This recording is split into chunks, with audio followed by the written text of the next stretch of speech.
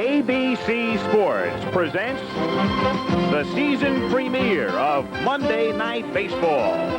From Busch Stadium in St. Louis, the New York Mets, with the best record in baseball, take on the St. Louis Cardinals as Bob Ojeda faces John Tudor. Ojeda, acquired from Boston in an off-season deal, has helped to solidify the already formidable Mets staff. He's won 8. And Tudor, last year's Cy Young Award runner-up, has pitched extremely well, but in some very tough luck.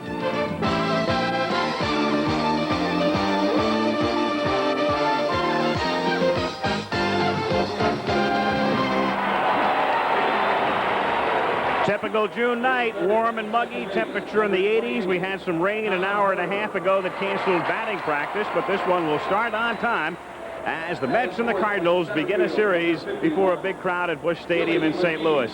I'm Al Michaels, and we begin a big series, our 11th year of ABC's Monday Night Baseball. 8 Monday games coming your way this summer. We'll have a Tuesday game 2 weeks from tomorrow. That will be the All-Star game, which we'll bring to you from the Astrodome in Houston, Texas. We'll have 3 Sunday telecasts for you in September and wrap up our 1986 coverage with coverage of both the American and National League Championship Series in October. And the Mets, I think, are already making their reservations for that championship series. They come in with a mark of 49-21, already 9.5 games in front of Montreal, and an almost unbelievable 18 in front of the St. Louis Cardinals, last year's National League champions. Tim McCarver is with me tonight. Tim is the announcer for the New York Mets, along with Ralph Kiner, Steve Zabriskie. You cover the team on an everyday basis. You're with them all of the time. Is there a feeling, an aura of invincibility around this team right now? Well, Al, impressive. The Mets have been impressive. Invincible, no. The ball club can beat you so many ways. Ray Knight, George Foster, and Gary Carter from the right side, Keith Hernandez and Darryl Strawberry from the left side, and you have the table setters at the top of the lineup, Wally Backman and Len Dykstra. Do I think anybody can catch the Mets? No, but I also didn't think anybody could catch the Boston Red Sox back in 1978, or the Chicago Cubs when the Mets caught them in 1969, or the St. Louis Cardinals when they caught the Philadelphia Phillies in '64. And who would have ever thought that the Giants would have caught the Brooklyn Dodgers back in 1951. So strange things have happened, but this is a team with Hernandez and Carter and Strawberry and Foster, and a sensational pitching staff and a great bullpen, and Roger McDowell 7-0. Is there one man this team cannot afford to lose? I think the one man that can't be afforded by the Mets to go on the DL or for any extended period of time is Gary Carter. The Mets are thin in catching, and that's a very vulnerable position to be thin at. They can flip-flop with a lot of guys: Kevin Mitchell, Keith Hernandez, Danny Heap, George Foster, Mookie Wilson. But if Gary Carter goes down, the Mets could be in trouble. A very comforting thought for the Mets would be not only the fact they're 49-21, but the Cardinals are 18 back. It's almost unbelievable. It really is, and this was the same ball club that won the National League pennant last year, beating the Dodgers in the National League Championship Series. It really is amazing. So it's the Mets taking on the St. Louis Cardinals, 2 left-handers, 2 who were teammates with the Red Sox. It'll be Tudor and Ojeda when we come back. This ABC Sports exclusive is brought to you by Chevrolet, who invites you to drive today Chevy, live today Chevy. By Budweiser, Beechwood Age for that clean, crisp taste. This Bud's for you. By Gatorade Thirst Quencher. Gatorade is thirst aid for that deep down body thirst. And by Honda 4-Track all-terrain vehicles. Honda, follow the leader.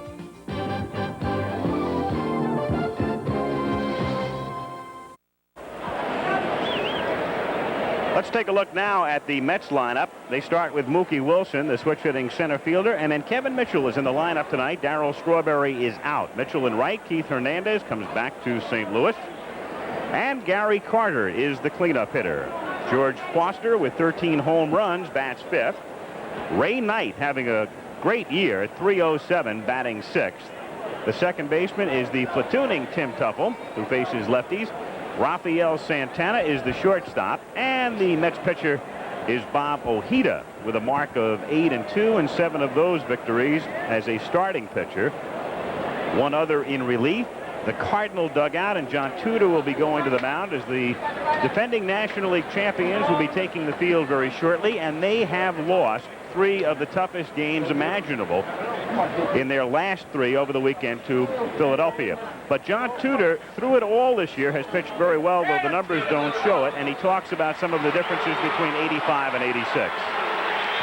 I think it's a little bit tougher right now. I think that you have to be mentally tougher to go out there and try and do your best right now, because we know that right now we're not in the race, and we know that we're a long ways from being in the race. But it gives us, I think, it gives me a little bit more initiative, because we're not playing well, and if I can go out and win some games right now, that it's a lot tougher to win games when you're not playing well than it is when you are playing well. And defensively back of Tudor tonight, Alan Nicely, recently called up from Louisville because Jack Clark is finished probably for the year. Nicely is at first base. Second baseman is Tommy Herr, who had a great 85, and he's having a pretty terrible 86, though he has been hot of late. The shortstop is the Wizard, Ozzie Smith, who was not particularly Wizard-like yesterday. A rare day for Ozzie, 2 errors, including a very big one in the 9th inning, and Terry Pendleton is the third baseman. And then in the Cardinal outfield, Vince Coleman, last year's Rookie of the Year, is the left fielder. In center field is last year's MVP and batting champion, Willie McGee. And around in right is Tito Landrum, one of the postseason heroes of 85. Back of the plate is Mike Heath, who came from Oakland in the Joaquin Andujar deal. And on the mound is the left-hander John Tudor, and 6-3 with a 2.23 ERA doesn't begin to scratch the surface, Tim. It really doesn't, because mixed in with those performances, this being his 17th start of the year, are 7 no decisions. And in those 7 no decisions, he's worked 62 1/3 innings. And everybody knows 9 times 7, 63.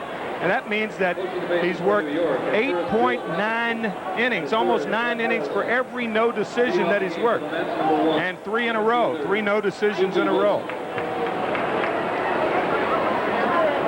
So Tudor looking for some support and some offensive help, and that's something the Cardinals have not afforded any of their pitchers this year, as they come in last in the league in runs scored, last in the league in team average, and they're facing the team that leads the league in runs scored and leads the team and the league in batting average, as Mookie Wilson starts things off in the first inning, and the pitch missing for a ball. 1-0. Dave Johnson now in his 3rd season with the Mets, and in the comfortable position of a 9.5 game advantage over the second place team and 18 over the defending champions. 1-1. Greg Bonin is back of the plate. Billy Williams is umpiring at first base with John McSherry at second and Joe West at third. 2-1. Wilson started the season on the disabled list, Tim, and there is Whitey Herzog. Have you noticed any difference in him since he's come back? I've noticed a big difference in him, and I think the one healthy thing about the New York Mets is they have several positions that are very competitive, and center field is one of them. And you always play better. That's an arguable point, but most of the time you play better when you're being pressed, whether you're a young ball player or an old ball player. And that's grounded and one-handed nicely by Nicely, who flips to Tudor. So Alan Nicely with the K takes care of Wilson, and Kevin Mitchell is the batter. Kevin Mitchell on a Sunday in April on the 27th facing John Tudor, and he got a rare start at shortstop. In fact, his first start of his major league career at short, and that was the result the first time he faced John Tudor. So Tudor didn't know too much about Mitchell, but he found out something in a hurry. Kevin Mitchell, very versatile, and takes inside, ball 1. He's played 6 different positions. He has started in 5 different positions, and tonight with Darryl Strawberry resting a tender ankle, he gets the start in right field. You watched him, Tim. Where will he eventually wind up? I think left field's going to be his position. If the Mets decide to sign George Foster after this year, then Foster obviously will be the regular left fielder. But if they don't sign him, I think you could look for Mitchell in left next year. 3-0 the count. One of the interesting things that Davey Johnson told me before the ball game is with Bobby Ojeda pitching, he would much prefer to have Rafael Santana at shortstop because Ojeda throws a lot of ground balls.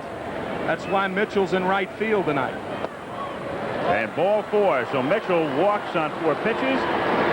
Batting third, number 17. And Keith Hernandez comes First to the plate. baseman, Keith Hernandez. Strangely, earlier this season, and Hernandez, 3 years after the trade, still gets booed by a good portion of the crowd in St. Louis. Keith was hot early, but Gary Carter wasn't, and neither was Foster, and neither was Strawberry, and yet the Mets were off and rolling. And then the others began to get hot, and Keith slumped in June. It's a matter of a team picking each other up, and that spells win, and that's what the Mets have been doing. 49-21, 9.5 games in front of the Montreal Expos. The Expos, meanwhile, are in the 11th inning at Wrigley Field and lead the Chicago Cubs 4-3. Breaking pitch to Hernandez is in for a strike, and the count is 0-1.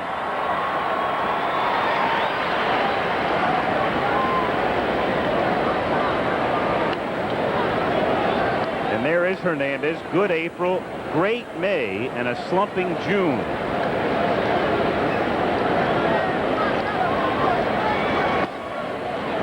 One and one. Mitchell at first, held on by Nicely. No score in the first inning at Busch Stadium, where the Cardinals have had a lot of trouble this year. They are well under 500.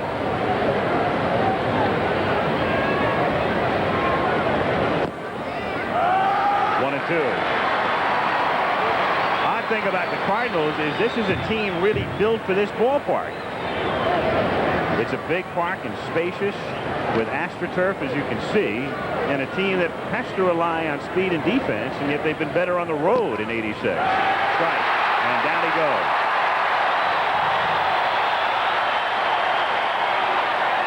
Hernandez probably caught looking for that big curveball. That is the 35th consecutive left-handed hitter that John Tudor has retired. Left-handers against Tudor this year are now 7 for 84, and that is a remarkable record. Unbelievable. 7 for 84 against Tudor. And what makes it even more astonishing is that the fringe left-handers don't face him. Right. Carter's at the plate, a strike. The theory there is that if you're going to hit a lefty against a lefty, he should be a pretty good hitter. So Tudor is facing the good left-handed batters and getting them out with regularity. Guys like Hernandez, Tony Gwynn, Leon Durham.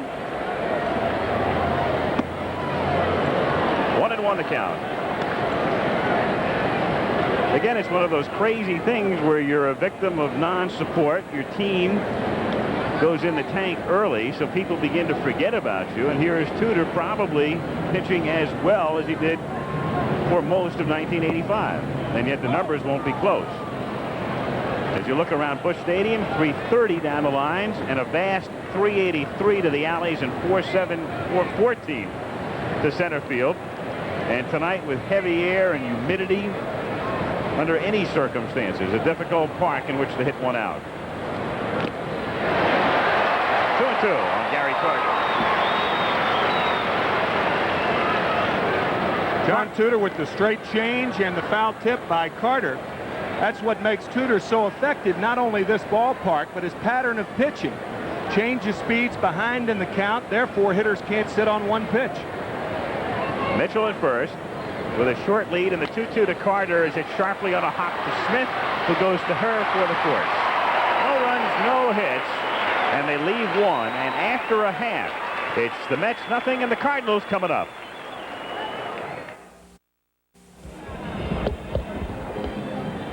Cardinal lineup tonight, Vince Coleman to lead things off. He's in left field, and then Ozzie Smith batting in the number 2 spot. Tommy Herr, the switch hitting second baseman. And then Willie McGee is now the cleanup hitter with Jack Clark on the disabled list. Alan Nicely, the recently recalled first baseman. Tito Landrum is the number 6 hitter. The catcher is Mike Heath batting 7th. Then you've got Terry Pendleton at third base. and John Tudor hitting ninth. And the Mets defensively, the outfield of Foster, Wilson, and Mitchell, with Knight, Santana, Tuffle, and Hernandez in the infield. Gary Carter is back at the plate. And Bob Ojeda, who came over from Boston, on the mound, and he has done everything the Mets could have expected. Former teammate of John Tudor, and he loves the National League just like Tudor.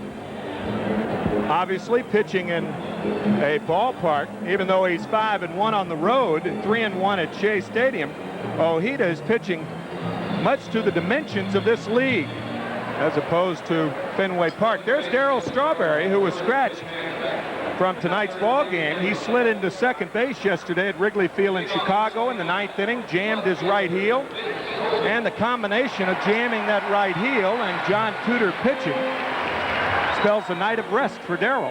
Going to give him a night off. It's not a bad night when you think about it. That's right. Big lead, Tudor on the mound, chance to get Mitchell into the lineup, a guy hitting .352. Here is Vince Coleman outside for a ball. Of all the crazy things that have happened this year in baseball, one of the craziest has to be a stretch that Coleman went through. A man with his speed somehow went 0 for 38 in there. I mean, it's tough for Bob Buell to have gone 0 for 38. Bob Buell went 0 for 70 back in 1962. A lot of those outs that Coleman was making during that stretch were strikeouts and fly balls. He has still not mastered the art of putting the ball in play on the ground.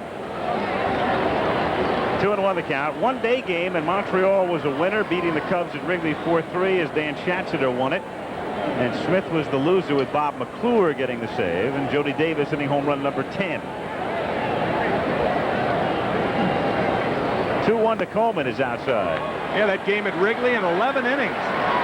Mitch Webster driving in the winning run in the top of the 11th inning with 2 out. And the guy he drove in, Dan Schatzeder, who's been a big beneficiary of the 24-man roster. That's right, as a pinch hitter. Coleman fouling it away, and the count 3-2. Vince Coleman is the man who started last season in the minors and then came up early and never went back and stole 110 bases to set an all-time rookie mark in that department, and then fell victim to the runaway rolling tarp during the playoffs, which put him out of action in games 5 and 6 of the National League Championship Series, and of course for the World Series. He's come back this year and he's hitting .252 despite that 0 for 38. Hit sharply to center, and Wilson racing back, can't make the play, and Coleman naturally can fly, so he's thinking 3, and he's in there standing.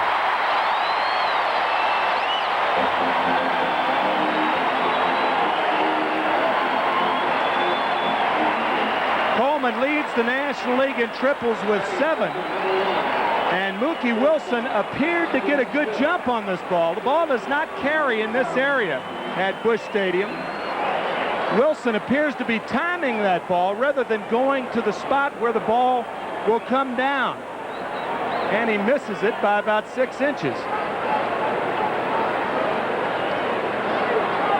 And now with Coleman at third and nobody out, Ozzie Smith at the plate. Infield up at first and third, back at short and second, and it's outside. 1-0. Crazily, with all of the Cardinals' offensive woes this year, and they're last in the league in hitting, it's Ozzie Smith who's been the big man for the team with the bat at .302. And that's fouled back, and the count 1-1. Batting .302, 25 RBIs, but he's made 11 errors. That's too short of last year's 13, and you mentioned the 2 errors that he made against the Phillies yesterday on that routine ground ball hit by Greg Gross of the Phillies, and then the grand slam home run by Samuel. 1-1 pitch is fouled away. We talked about 3 of the most gut-wrenching losses imaginable. On Friday night, the Phillies beat the Cards 2-1 in 17 innings, so you can imagine how many opportunities you have in a 17-inning game that were squandered. Then Saturday night, they come from behind and have the game wrapped up in the 9th inning with the score tied 4-4 and the bases loaded and nobody out, and Tommy Herr at the plate as Smith tries to check and can and strikes out. So Ozzie comes around, and Ojeda gets a big strikeout with Tommy Herr coming to the plate. Batting third, number 28. Ozzie Smith struck out only 27 times last year, and these are the things that have been happening to the Cardinals. Weird things. You mentioned Tommy Herr the other night. Herr comes to the plate. The game is tied. The bases are loaded. Nobody out. The count goes to 3-0 with Steve Bedrosian on the mound. He strikes him out on the next 3 pitches. He then strikes Willie McGee out on 3 pitches, and he gets Mike LaValliere to pop out to end the threat. The Phillies get 3 in the 10th, and that was that. And then yesterday, defied belief as Herr grounds it foul. Yesterday, Worrell comes in to pitch with a 3-run lead in the 9th inning. He gets the first out. He goes 0-2 on the number 8 hitter Steve Jeltz and walks him. Tom Foley loops a single. And then they get the second out and a ground ball to short where Ozzie Smith on a routine throw to first pulls Alan Nicely off the bag to keep the game alive, and Juan Samuel hits the next pitch for a grand slam homer. His first career grand slam home run. And the Phillies won it 8-7. And Herr pops it up. And here you have the season in effect in microcosm as Hernandez makes the catch. The fans have been pretty tolerant for most of the year, but the frustration of this past weekend is beginning to manifest itself. 2 down. McGee is the batter, and Ed Lynch has been traded by the Mets to the Cubs, as you can see. In a deal announced this afternoon, Dave Lenderman and Dave Liddell, 2 minor leaguers, come over. So Lynch, who was on rehabilitation assignment in AAA, goes to Chicago instead of coming up with a big club.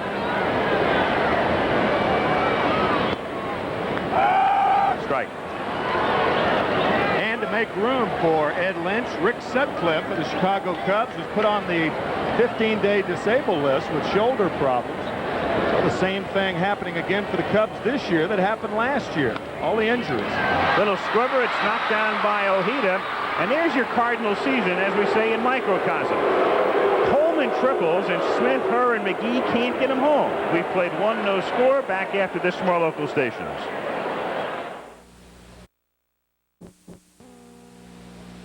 He's 14-0, and he's baseball's hottest pitcher. Roger Clemens is scheduled to pitch as Boston takes on Oakland next week for the Yankees at Texas on ABC's Monday Night Baseball. The Gateway Arch on the banks of the Mississippi, framed in that shot as you take a look at the Wimbledon results today. And Mats Wilander was upset, the number 2 seed, beaten by Pat Cash. LeConte was a winner over Fitzgerald, so the 7th seed advances. Women's division, Martina, no problem. And the same thing for Chris Everett Lloyd as they advance. She beat Kathy Jordan. Helena Sukova was a winner. Bettina Bungie advances, as does Gabriela Sabatini, in some of the significant results today from Wimbledon. Al Michaels and Tim McCarver with you on the season premiere of Monday Night Baseball in St. Louis as we start the 2nd inning, and George Foster to lead off for New York. Foster at his 13th home run yesterday and takes outside, ball 1. Mets are going to have a very interesting decision to make at the end of this season as to whether or not to renew Foster's contract as he rips his foul. Tim started to talk before about Kevin Mitchell perhaps being the heir apparent in left field, but what do you do if Foster has a good year? Well, I don't know what the Mets' thinking is. Of course, George off to a bad start this year, but 13 of his last 28 hits have been home runs. At that pace, if he gets 56 more hits, he'll hit 39 home runs this year. So you got to sign him.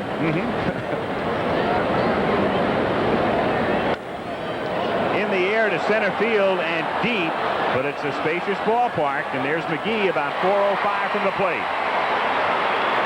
1 away. With lighter air and a smaller park, that's number 14. Interesting to note that Foster, with 347 career home runs, 4 behind Dick Allen.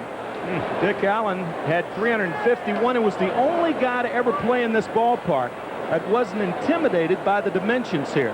Back in 1970, I was involved in that trade. He had 34 home runs, drove in 106 runs, and missed 6 weeks of the season. So what's the answer then? A 40-ounce bat? Knight swinging and missing, and the count 0-1. Ray Knight, who in a way was on the very edge. He was on the precipice this spring and was close to, in fact, maybe even getting released or traded. At least he did not figure in the plans of the Mets outside of Davy Johnson, who stood by him, felt that he would do the job, and in fact that's exactly what he's done. Strike on the outside corner, and what a job he's done after being platooned last year with Howard Johnson. Also, he's in that straight-up batting stance that was suggested to him by Bill Robinson, the batting instructor of the Mets. Standing straight up. 1-2 the count. Tudor, second best ERA in the league this month, to another tough luck pitcher, Rick Honeycutt. That's off the end of the bat to Ozzie Smith, and Knight is gone, and there are 2 down. Now Tim Tuffle comes to the plate, an off-season acquisition. Wally Backman does a good job facing right-handers, and Backman's having a good year, but they needed a right-handed batting second baseman as well, and Tuffle appears to have filled that bill. Came over from the Minnesota Twins for Billy Beane. His name alone makes him belong in the big leagues. Billy Beane. So does Tim Tuffle, 2 alliterative ball players, right? That's grounded and fair, and by Pendleton, who's angry he didn't come up with it, as Tuffle pulls in at second with a double. And that's the first hit for the Mets. Terry Pendleton, who normally moves to his right very well, and in fact made a play yesterday on a similar ground ball and turned it into an out, couldn't come up with that one. A double for Tuffle, and Rafael Santana comes to the plate.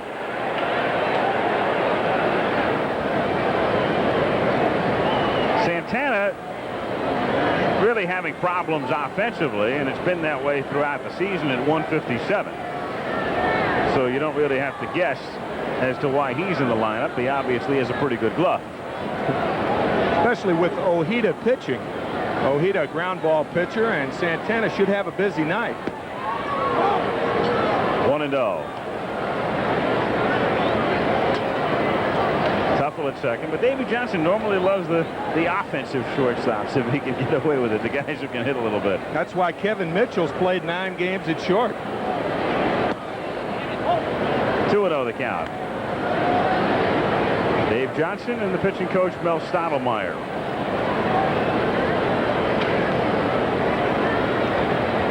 Tudor won't give in to Santana in this situation with the left-handed Ojeda hitting next. 2-1. The way the Cardinals have been scoring runs, your early innings are really game situations with a runner in scoring position, because if you give up 1, the Cardinals have not been mounting any kind of offense to overcome those early deficits. 3-1 on a change, and Ojeda waits on deck. No score in the second inning.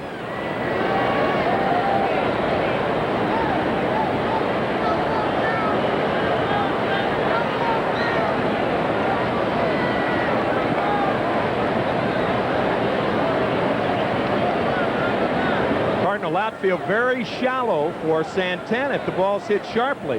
There may be a play at the plate on Tuffle, who does not run real well. Average speed at best. Waved at and missed. And it's 3-2.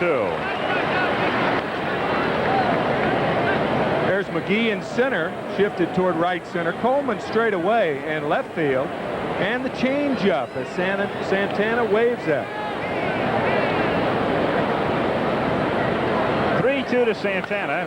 He's hit sharply through the middle for a base hit. Now Tuffle will be waved in, and here comes McGee's throw, and it's way off the mark, and to the backstop it goes as Santana winds up at second. So precisely as you say, you have a possible play at the plate with Tuffle rounding third, and then Willie McGee throws the ball halfway to Creve Coeur. keep in mind that the Cardinal outfielders have 24 assists already this year. Willie McGee has 5, but this throw, he kind of pushes the ball, gets up under it, and that ball just takes off. John Tudor not backing up Mike Heath. Santana could have gone to third base, but with Ojeda hitting, he decides to stop at second. And the Mets take a 1-0 lead with Ojeda at the plate. And Tudor's pitch is high. By the way, there's no error on that play, the theory being that he would have scored anyway. You can't assume an error on a play at the plate, and the runner would have gone to second anyway on the throw home. So McGee gets away with one, at least statistically.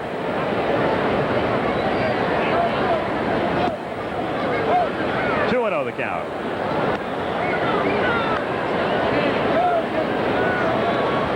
Here comes Tuffle, and he scores easily, but had that throw been on line, of course the throw over Heath's head, but if it's on line, they've got to play at it. 2-1 on Ojeda.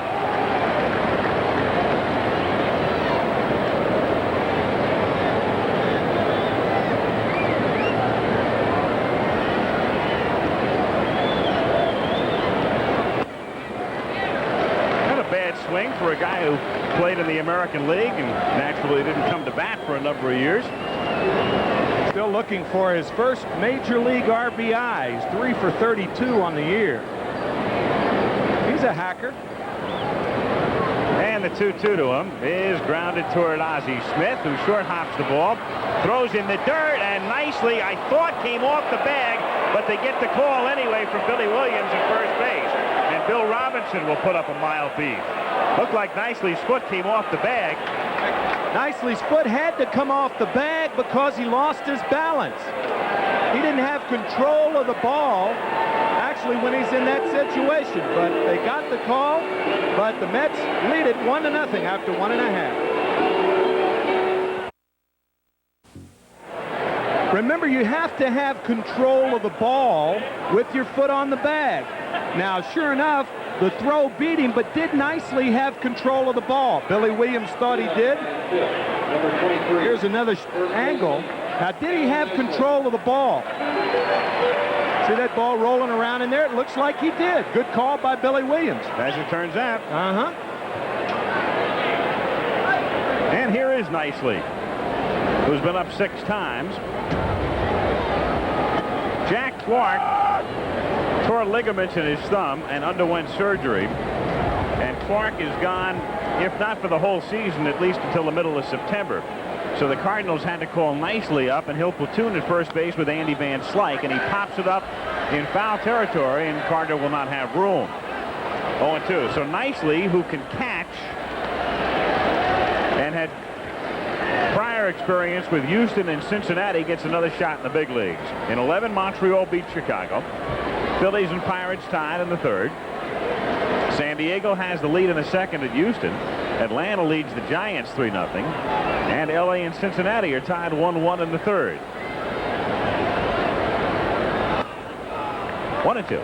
In the American, Toronto, a hot team. They've won 20 of 30, tied with Boston 3-3. Detroit, New York are scoreless. Milwaukee has the lead at Baltimore in the 3rd inning. Change, and Carter was ready to whip it around. Minnesota and Texas is scoreless. They're just underway. Chicago and California, no score in the 3rd inning. 2 balls, 2 strikes. The count on Alan Nicely. Santana calls for it. 1 away. So Ojeda has set down 4 in a row after the leadoff triple to Vince Coleman in the 1st inning. And Tito Landrum comes up. Well, here's a guy who captured everybody's fancy when Coleman was hurt last year, the way he performed in the playoffs and through the early games of the World Series. But this year, a whole other story. Tito, who started the year platooning in right field with Andy Van Slyke, is hitting a paltry 176.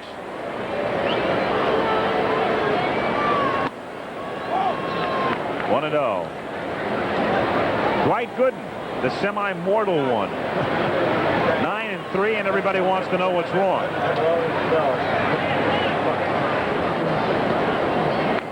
2-0 2-0. Randy Neiman had a great line. Randy is a bullpenner with the Mets, a left-hander. And the other day he said, I wish everybody could struggle, or we're figuring out everybody should struggle at 8-3. At that time he was 8-3, and of course Gooden won yesterday at Wrigley Field. In there, 2-1. Gooden won yesterday and threw 151 pitches. Yes, sir. After they were talking about economizing his outings. 3-1, less strikeouts, more groundouts and pop-outs, hopefully, and it didn't quite work out that way. It's a two-way street when you economize. The hitters have to agree with what the pitcher's trying to do. I don't think hitters in the National League or the American League are that cooperative. Popped in foul territory, and Carter has to be careful of the dugout steps, and that one's back about 4 rows anyway. So it's 3-2. Not going to get any help when you go in that direction here. We all know how steep the dugout steps are at Busch Stadium as you look at Ojeda and what he's done home and road with a 1.55 ERA away from home. And nobody is better, at least in 86. 3-2 on Landrum. He hits it foul. I said everybody knows how steep the dugout steps are here because you think back to the World Series last year and George Brett when he went sliding in. Lee May knows how much momentum you can get coming down three stairs like that. That play was shown over and over and over again. Brett sliding in and Lee May making the catch of George Brett. George not catching the ball. Half swing, and he foul tipped it anyway, and down he goes. So 2 strikeouts for Ojeda, and Mike Heath comes up. Batting seventh, number 5. A lot of right-handed hitters look for that off-speed stuff, which makes them vulnerable inside to the fastball. That's only about an 82, 83 mile an hour fastball, but it looks about 10 miles an hour faster because of the hitter's approach to the off-speed stuff. Ojeda really establishing that breaking ball early. 2 out, bases empty.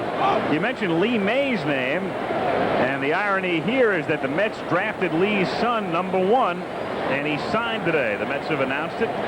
Lee May Jr., 18 years old, who grew up in Cincinnati, signed by the Mets. Heath hits a pop fly to shallow right, and it's Kevin Mitchell calling Tuffle off and making the catch to retire the side. Ojeda has set down 6 straight. Mets 1, Cards nothing after 2. 1-0 Mets. The Cardinals trying to snap a 3-game losing streak. Talked about yesterday's game. Here's the way it would have ended. Cards led by 3. First and second. 2 out. Greg Gross at the plate for Philadelphia. And a routine grounder to short. Easy play for Ozzie Smith, right? Comes up throwing, but he pulls nicely off the bag. He can't get back in time. And the next thing you know, as you take a look at the replay, and nicely couldn't get back to the bag to take care of Gross. With the bases loaded, Juan Samuel came up and hit the next pitch from Worrell to deep left field, a towering drive. Vince Coleman going all the way back, and it winds up in the basket. And that's a grand slam homer. How about Coleman's line in the paper today? He said if he were 5 feet taller, he would have caught it. If he were 5 feet taller, it'd have been 11 feet tall.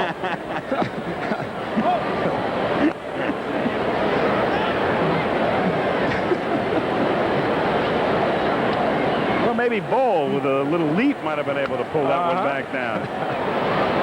Wilson hitting it in the air to right field and down the line in foul territory and back out of play, and the count 1-1. Wilson, Mitchell, and Hernandez. Whitey Herzog, who won a world title here in 82 and a pennant in 85, and he'll manage in the All-Star game. And this whole season has been one expletive deleted for that man. And he doesn't mince very many words either. 1-1 pitch. Fouled away. You know, the one thing about Whitey is he's a very honest guy, and sometimes honesty gets you in trouble. And he said basically, hey, it's over. We're out of it. We're finished. I'm being honest with you guys. Said that a month ago, didn't he? And that created a stir. And then he said, forget it. Every time he's asked about it now, he says, I'm not going to get into it anymore. I'm tired of the controversy. But there's a guy who was blatantly honest. He knows his team better than anybody. That's hit down the line and hooking and staying fair. Fielded on a hop by Coleman, but Wilson has good speed, and Mookie has a double. So 3 of the last 4 Mets with hits, as Wilson leads the third with a double to left, and Kevin Mitchell is the batter. There's Wilson, a man who's hit between 271 and 279 throughout his big league career. And this year coming in, he was at 291 tonight, and now he's 1 for 2.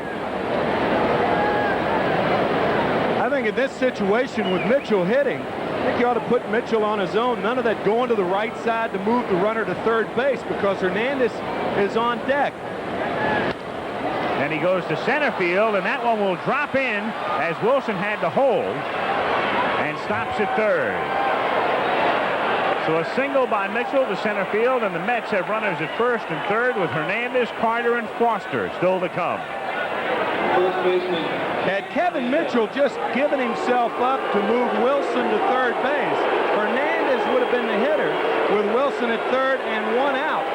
But remember, John Tudor's retired 35 left-handers in a row, and he struck out Hernandez the first time. Normally, you'd love a situation like that with Keith. Actually, 36 with Bobby Ojeda. So now Hernandez with runners at first and third, nobody out. 1-0 Mets, third inning. Infield a double play depth. 1-0. Smith and Herr will try to turn a double play, and they concede a run on the ground ball to a middle infielder.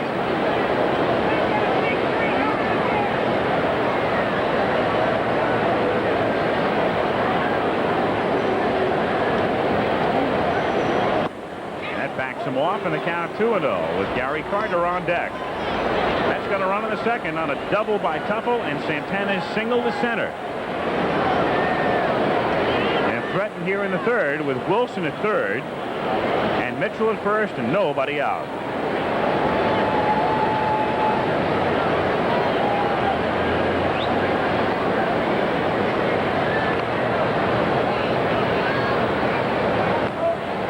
Speed does Mitchell have? He has good speed, but not in this situation with nobody out. I wouldn't think that Davy Johnson would be sending him. 2-0 to Hernandez. You want him to be selective up there, and he is selective. It's said about Keith Hernandez that he's as selective as a spoiled child's hearing. That's selective. Who said that? I don't know. They.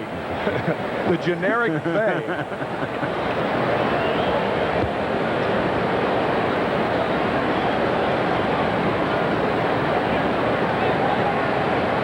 Another throw to first base.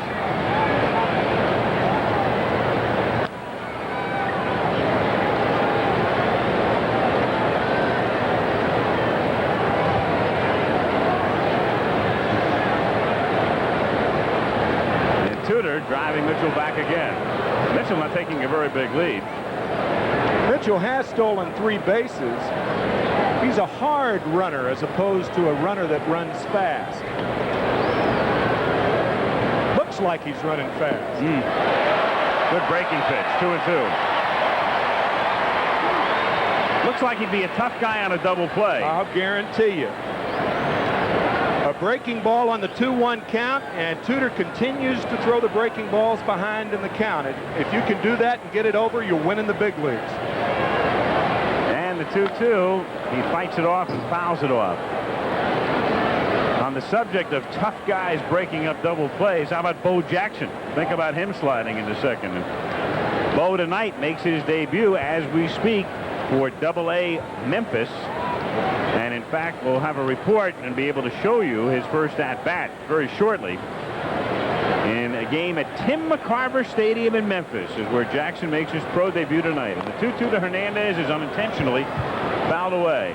Well, I understand that stadium has 2 names now. It's Chicks, which is short for the Chickasaw Indians, and it's been the Chicks for a long time. And then, of course, it's my name. They call it a Memorial Stadium. And Tug McGraw asked me, he said, why is it a memorial stadium if you're 36 years old, still alive? I said, they named it after my arm. Died a long time ago. 3-2.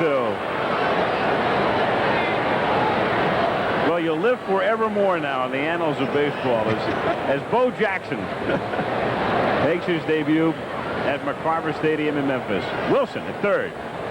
Mitchell at first. Nobody out. Tudor struggling in the early going, and the Mets on top 1-0 in the third. And you can look for Mitchell to run here. But the thing, it's not important to get a good jump with the count 3-2. It's the same situation as a hit and run count. You cannot get picked off in that situation. It's up to the hitter to put the ball in play. He doesn't go, and Hernandez pops it up near the mound, and it's nicely calling for it, and he makes the catch on the mound. Very big out, because now a ground ball gets you out of the inning. If you can induce one, and Gary Carter comes to the plate. Carter leads the league in runs batted in, along with Mike Schmidt. They each have 52.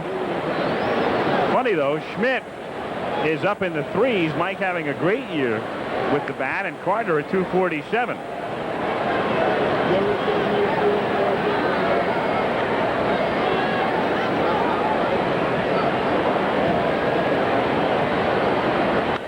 Fouled away. And of course, one reason would be that the Mets have done a better job getting people on than the Phillies have, especially at the top of the order.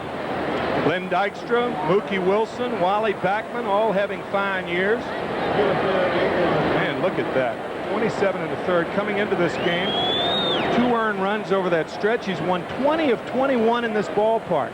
20 of his last 21 decisions. That's fouled back, and the count is 0-2. Only loss was to Ojeda and the Mets. And he trails them tonight 1-0. That was here on the 27th of April, the day Mitchell hit the home run. Last year, John wound up 21-8. And as you'll recall, he was 1-7 at the outset of the year. So we wound up 20-1 outside. 1 ball, 2 strikes, the count on Carter. It's very interesting to watch the batting style of Gary Carter. Gary has tremendous strength in the upper part of his body, but his hitting technique, he doesn't really have that good a swing. He's very, very strong, hits a lot of balls out with his arms, doesn't use the lower part of his body real well. You can see that slightly open stance from our center field camera. When you have an open stance, it means you're slightly facing the pitcher. You've got a lot to do with that front side to get the front shoulder back into a hitting position. But Carter can bail out and hit balls out. He's awfully strong in the upper part of his body. He hits that one by Tommy Herr for a base hit. Wilson scores. Mitchell stops at second, and it's 2-0 New York as Gary Carter drives in his 53rd run of the season. So Gary's on a pace on which he'd wind up with about 115 to 120 RBIs. Look what Carter does with that lower part of his body and the shoulder in there. And had the shoulder not been in there, there's no way to hit the ball low and away the other way. You hit the weak ground ball to shortstop, and the inning would be over. Good piece of hitting by Carter. 2 on, 1 out, and Foster at the plate. George flying to deep center in the second inning. He was the only visiting player to hit 3 home runs in this park last year. He had 2 of those off Tudor, and the other off Joaquin Andujar. 1-0 the count.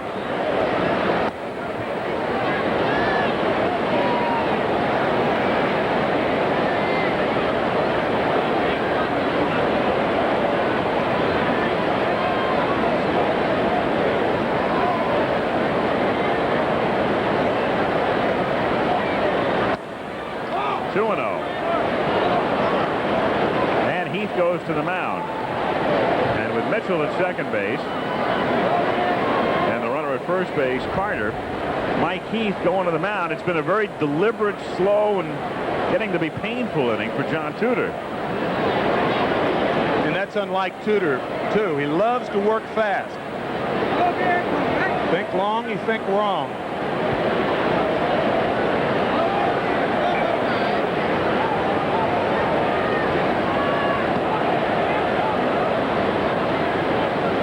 Pitch is in there for a strike, and the count 2-1.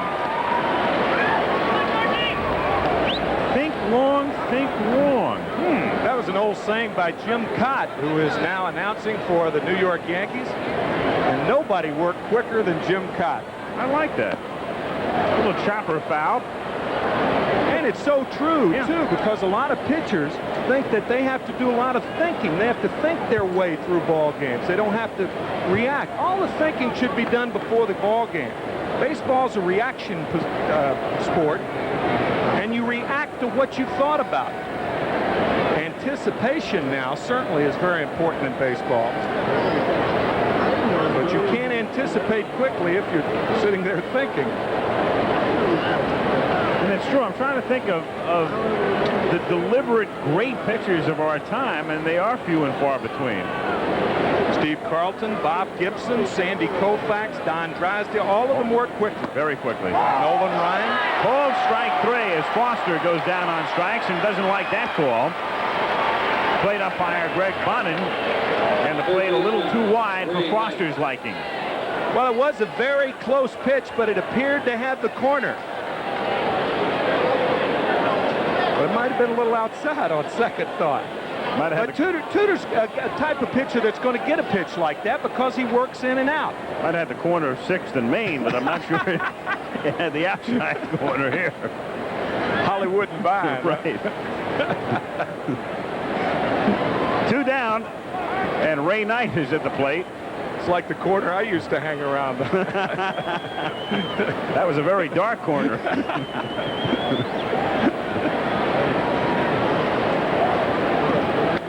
In the air and curling foul back out of play, and the count 0-1.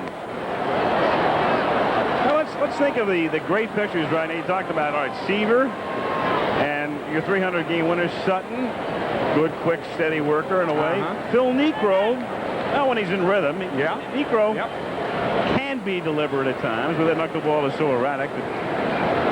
Gaylord Perry worked extremely fast when he was ready to work. When he had it ready, moisture-laden fastballs.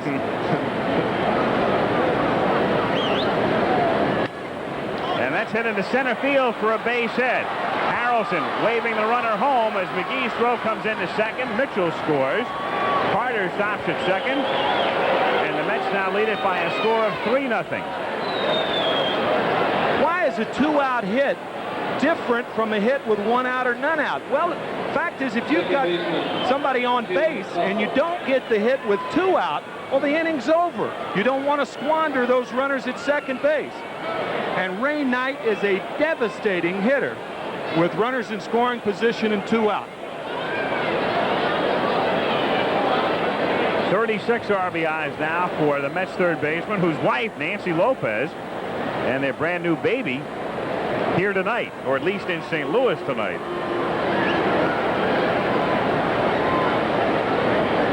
Nancy and Ray, of course, the proud parents of Aaron Shea Knight. S-H-E-A, but they had named the baby before Ray was traded to the New York Mets. The Mets, of course, home park, Shea Stadium.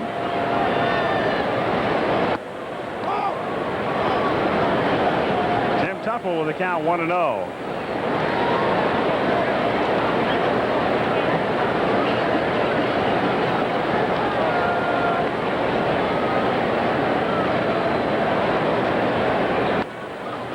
The third, and Pendleton will do it himself to end the top of the third. But 7 men come up and 2 cross the plate, and the Mets now lead the Cards 3-0.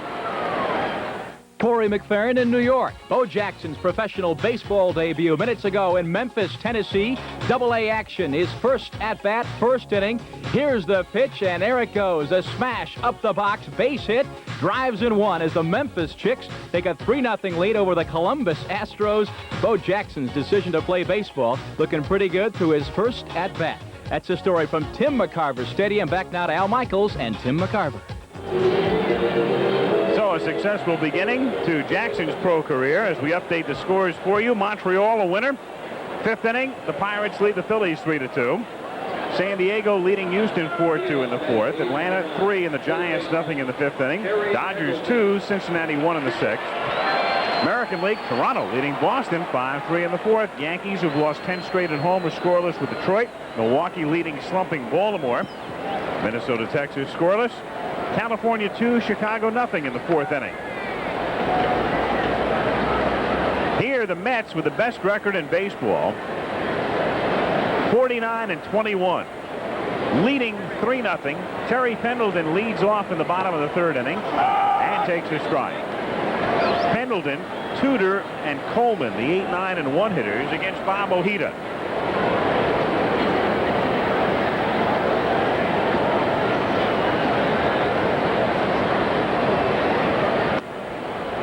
And the talk has already begun when you think about a couple of the trades this year. Ojeda possibly in the World Series against his ex-mates Boston.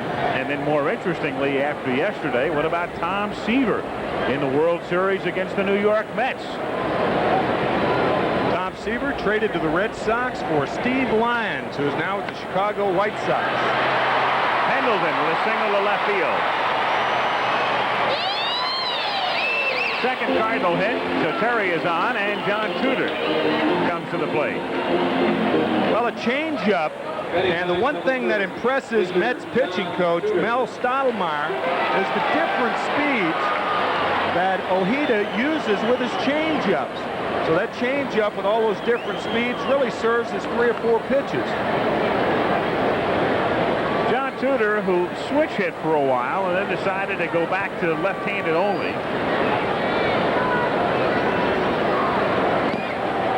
Fouls it at the plate.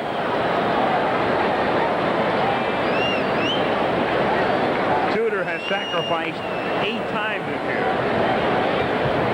Next Monday, if the Red Sox stay in their current rotation and without a rainout, Roger Clemens would start the game against Oakland.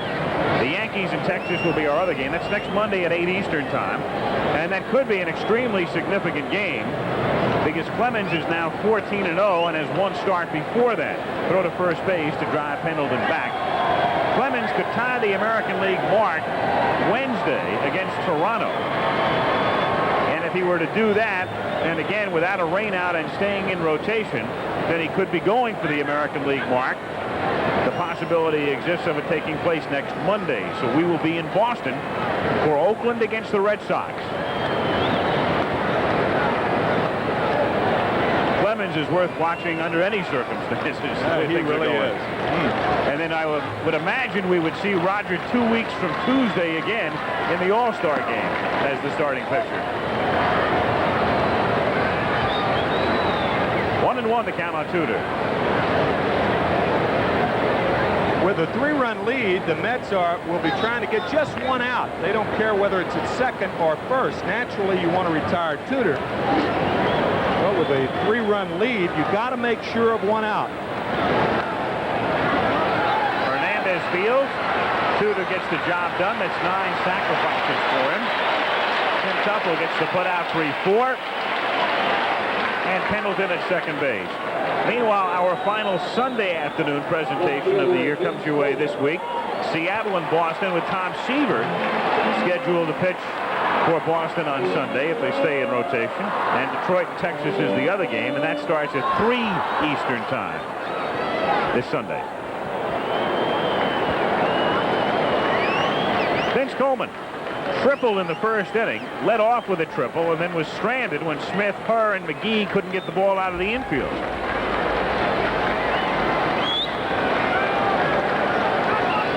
Pickoff play is on, and Pendleton goes back in with his hand.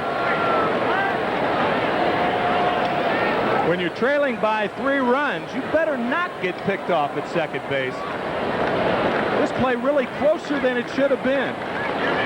When you're trailing by more than 1 run, you got to play a bit more of a passive type of offense. That's one of the problems with falling behind early. It really takes away the type of game that you play best. And the Cardinals' best way to play offense is to be running.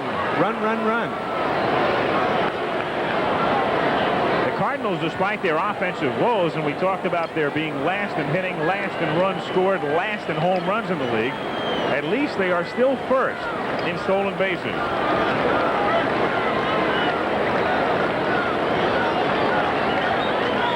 But they're a team that has to run and has to manufacture their runs in that fashion.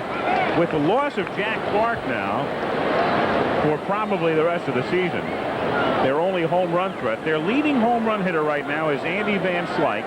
We're almost at the halfway mark of the season, and Van Slyke has 4 homers. And the Cardinals, as a team without Clark, have 17.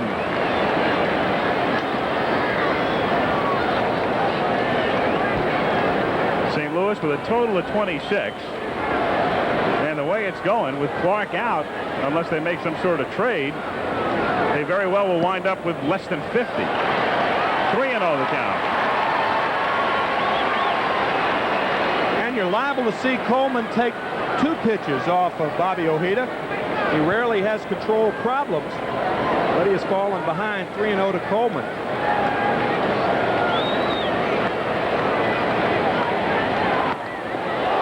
And Coleman is up. And Carter patting him as he sends him down to first base. In a way, from up here anyway, it didn't look as if it was that close. It was a pretty dramatic move by Coleman, but that's all. It's not that close. Well, there are a lot of reasons that the Mets wouldn't want to throw at any Cardinal hitters. A team that's going, even though the Cardinals have won 6 of their last 9, they've lost 3 in a row, and you don't want to wake them up. It's that simple. Ozzie Smith, 4th in the league in on-base percentage. A man always thought of as a glove man, takes a strike. Remember when Ozzie got that huge contract, won the arbitration case, and everybody said, how can you spend millions of dollars for a guy who could only do one thing, play shortstop? Well, he's hitting 300 right now as well. And he had 276 last year. So since signing his big contract, he's become a better hitter. Yep.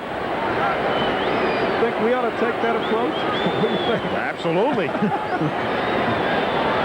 At least have the chance to take that approach.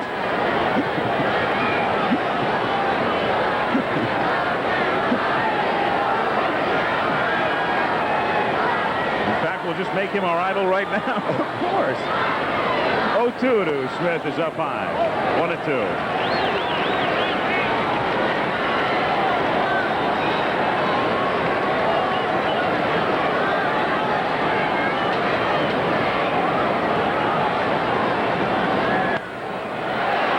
Field and Mookie Wilson. And tagging at second base is Pendleton with Coleman halfway to second. So Pendleton was tagging and Coleman was almost running up his back on a fly ball to center for the second out.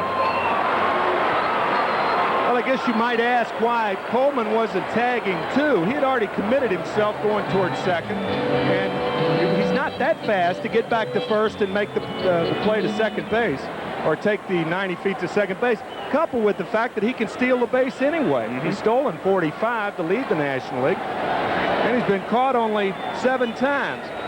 This is Coleman. Now his first reaction is towards second, and even had he really busted it back to first and tagged to go to second, it's just not a good percentage play. With the Cardinals trailing by 3. Right.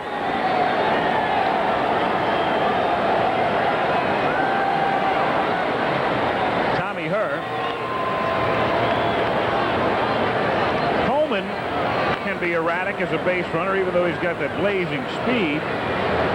He's prone to getting picked off. He's also the kind of guy that can induce you into balking. There have been 12 balks with Coleman on the bases this year, and as he goes, it's fouled away. So Vince was on the move, but Herr fouls it back. Coleman with 110 stolen bases last year. I might point out that the reason it was a good play for Pendleton to go to third is that he cleared the way so Coleman could steal second base. Even though Coleman didn't take the base by tagging up on the fly ball, Pendleton did make a good play, because had he not gone to third, it would be first and second and 2 out.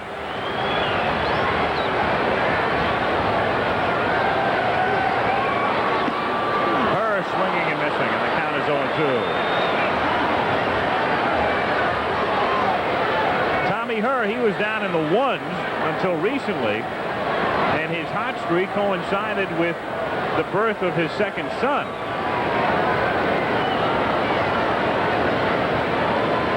Tommy tonight comes in with a 10-game hitting streak. There goes Coleman. The pitch is outside. Carter bluffs the throw, and so it's an uncontested steal as Pendleton remains at third.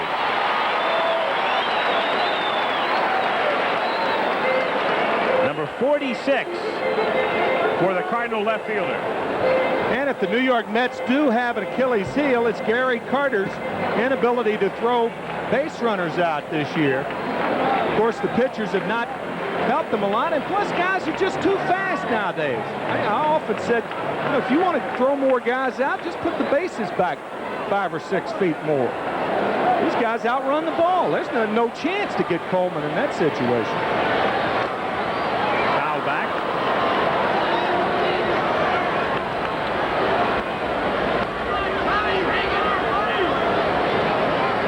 I think the best illustration of that would be through the years. One of the unbreakable marks used to be Ty Cobb's 96 steals. Everybody said, oh, that's one that will never be broken. Right. And then Maury Wills broke it. And then subsequent to that, of course, you've got the Brocks and the Hendersons at 130. And Vince Coleman is a rookie with 110. Fouled away, and 1-2. And years in which guys have 50, 60, 70 steals have become commonplace. I think Wills really opened it up. I think that opened the eyes to baseball when he stole 104 in 1962, the most valuable player for the Dodgers. That opened up a whole new dimension in baseball.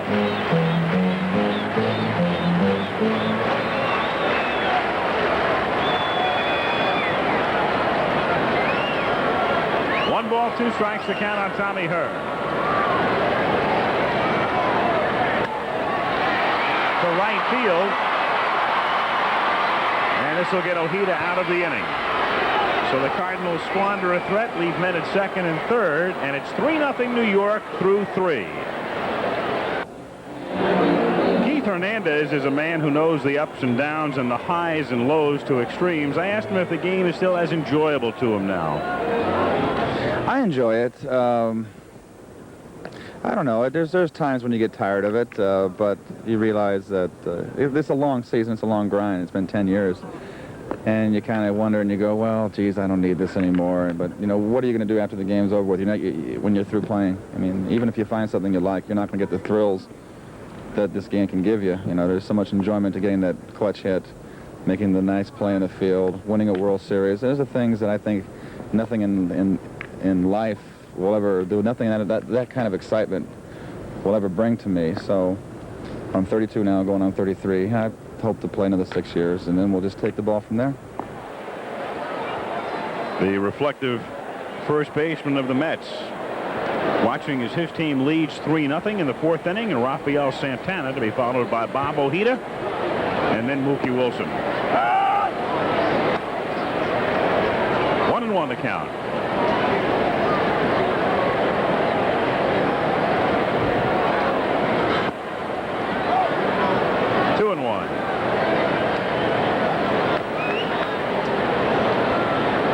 When guys are 31, 32, 33, as is the case with Hernandez, they're always talking about 4 or 5 more years. Then you get to be 39, 40, you talk about 1 more year as it's looped into right for a base hit.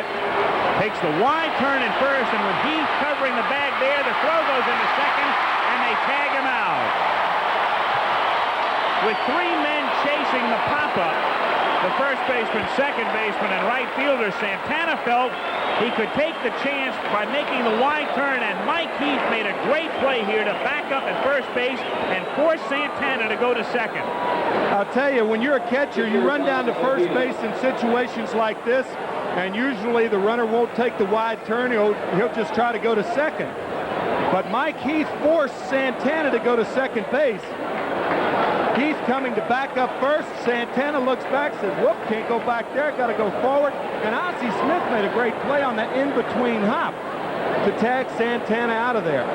Indecision on Santana's part, and a good play by Landrum, Smith, and Heath. Scored as a base hit, then 9-6 Landrum to Smith. 1 out, bases empty, and the 0-1 pitch to Ojeda is grounded down to Ozzie. Nice convenient hop, and quickly 2 down with Mookie Wilson coming to the plate. Mets on top 3-0. But talking about Hernandez, who was saying in that interview he's going to give it 5 or 6 years and look ahead. And then you've got your Reggie Jacksons, of course, and your Don Suttons who are playing it 1 year at a time. But what I love now are guys are signing contracts at the age of 21 and 22 and saying they're going to give it 4 or 5 years. Signing major league contracts. Exactly. Is That's that right. unbelievable? In all sports. Well, there's a difference also in enjoying the game and living the game. Hernandez lives the game so intently that sometimes it's too intense. And that does take the enjoyment away from it after a while. The ability to relax is a cultivated thing, and it is an ability, too. 1-0 the count on Wilson, and it's outside, ball 2. You can't just come up to the big leagues, go between the white lines and say, well, I'll just relax. No problem, no big deal. Not that easy.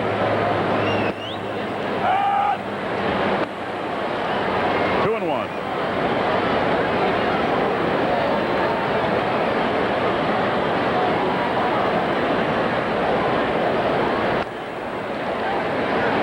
Two now on Wilson. Talked to Major League scouts for 25 years, and they say that this guy was quite a talent, but he just didn't have that one thing. And a lot of times that one thing is the ability to relax. Oh, strike 3. So Mookie Wilson strikes out, and at the end of 3.5, still 3-0 Mets. ABC's Monday Night Baseball is being brought to you by... Quick scoring summary. Rafael Santana drove Tim Tuffle in for the Mets' first run in the second inning. And then it was Gary Carter driving in Wilson and Ray Knight driving in Mitchell for the 2 third-inning runs. The Mets lead 3-0 back of Bob Ojeda. And the Cardinals come up in the bottom of the 4th inning with their cleanup hitter Willie McGee swinging and missing. 0-1 on McGee, to be followed by Nicely and Landrum. Willie typifying the Cardinal woes. Last year the batting champ at 353, and now he's 110 points lower. Pop foul and back out of play, and the count 0-2. You know, Tim, it's something that we talked about during the 7th game of the World Series last year, that bizarre night and the circumstances remembered pretty well by everyone. The Cardinals losing the game on Saturday 2-1, the questionable Dinkinger call on the Orr to play at first base, Borges hit, and then the blowout and blow up the next night when they lost 11-0 and Andujar and Herzog were thrown out. And the question became at that point, would there be some sort of carryover effect into 1986 for the Cardinals? Well, of course, it was in 1969 when the similar situation happened with the Redbirds of '68. We were ahead of the Detroit Tigers 3-1. The Tigers, behind Mickey Lolich, came back, won 3 in a row, and we finished 4th in the first year of divisional play in '69. We had similar problems that the Cardinals are experiencing this year. Everybody had bad years, with the exception of Bob Gibson, of course. Steve Carlton had a good year that year. But, you know, you have to experience all the questions being asked over the winter. It sets in subconsciously. You realize you had the thing won. Some people feel the Cardinals were a superior ball club to the Royals. don't believe often on one thing carrying over from one year to the next, but I do put some weight in this particular thing, yes. In a way, as McGee fouls it away and the count stays 0-2, it's the kind of thing Herzog has asked about it a lot, and so are the players, and you almost don't want to admit it or use it as an excuse. So as a consequence, at this time, they're not saying there has been a carryover effect, generally speaking, but it's the kind of thing where if a guy sits down 5 or 6 years, and if Whitey were to write a book in 10 years, he'd probably go back, and in the book in 1996, he would say, hey, yeah, there was some sort of carryover effect. Grounded to third, and Knight throws him out. So when you think about it for a while and you have a chance to reflect upon it, it had to have some sort of an effect. First baseman. And the effect visually there is in terms of where the Cardinals were in batting average and in runs scored. And as you can see, no team has ever pulled that off. Were that to stay the same through the balance of the year, to go from first to last in those two categories.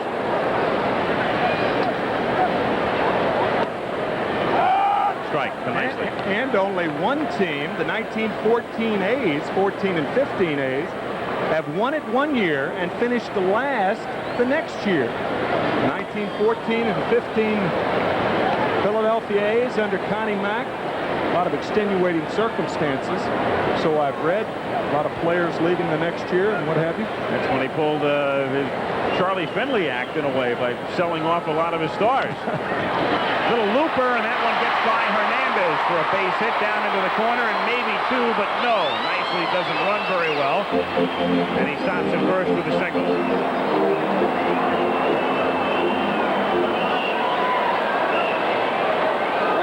Third hit off Ojeda, just out of Hernandez's reach. Little cue shot, nicely hit it right off the end of the bat, and Hernandez can't get to it. And will play behind nicely at first base. Tito Landrum struck out in the second inning at 174 now.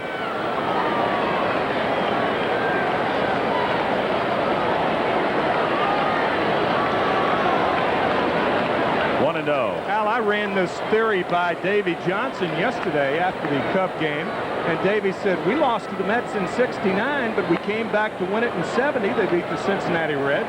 They won the pennant the next year, but lost to the Pirates. But I said, but you weren't down 3-1 and had the other ball club come back and beat you 3 in a row.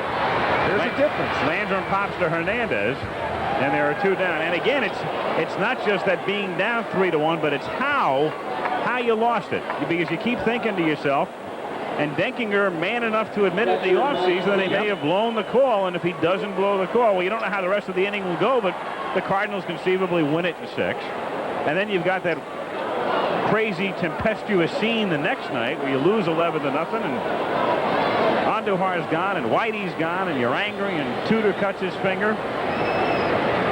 And you have all offseason to stew about it. Heath grounds it down to second, and that's that. No runs, a hit, and a man left on. So we go to the 5th at Busch Stadium. Mets 3, Cardinals nothing. Busch Stadium in St. Louis. Al Michaels along with Tim McCarver, with Chuck Howard and Chet Forty manning the truck. Our season premiere, and update the scores for you. San Diego 4-2 over Houston in the 5th. Atlanta still leads the Giants 3-0. Houston is in first by a half game in the West, and the Dodgers swept by Houston this weekend, trying to rebound, lead Cincy 3-1 in the 7th. Toronto leading Boston 6-5 in the 6th inning. The Blue Jays trying to make a move. Detroit, New York are tied in the 7th inning. Baltimore has the lead now over Milwaukee. Minnesota leads Texas in the 3rd, and the Angels 2, Chicago nothing in the 5th. Toronto, if you have not noticed, has moved into 3rd place, and they start the night 9.5 back, with the Yankees in second, 8 back of the Red Sox. Kevin Mitchell at the plate. Want to know the count. Kevin Mitchell starting at short, right, center, 3rd, and 1st, and he has also played left field, though not as a starter. In the air to deep left center field. Willie McGee goes all the way back, and it's in the basket for a home run. So for the second day in a row, a home run by an opposing player in a basket that was put in place a couple of years ago to keep the fans from reaching out and interfering with balls in play. And that's the ground rule here. Hit it in there and circle them all.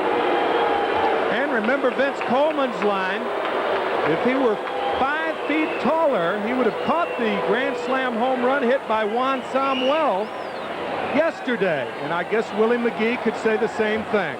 Maybe 2 feet taller. Hernandez hits it foul. And yesterday when Samuel hit it in there, it turned Herzog into a basket case. Both balls catchable were it not for the basket. 4-0 Mets. Tudor deals 0-1, and Hernandez breaks his bat and grounds it to Ozzie Smith, who throws him out, and there is one away here in the 5th inning. So Keith is 0 for 3, as Tudor keeps getting the left-handers out, but it's been a different story with the righties. 4 runs, 8 hits for the Mets. Kevin Mitchell with home run number 4 has scored 2 runs, driven in a run. And with the 24-man roster, players like Kevin Mitchell are becoming very, very important. Guys who can play a lot of positions. Kevin can also catch. He takes infield practice behind home plate at times. Carter takes inside. Mitchell, by the way, is the guy who you may have read about, slid into 3rd in San Diego. And with Greg Nettles standing there, he says, "My dad says hello." And Nettles says, "Who's your dad?" And he says, "Earl Mitchell," who turned out to be Nettles' backcourt mate in a basketball team, on a team, in the San Diego High School. That's when you as a major leaguer really have to question whether you've played too long.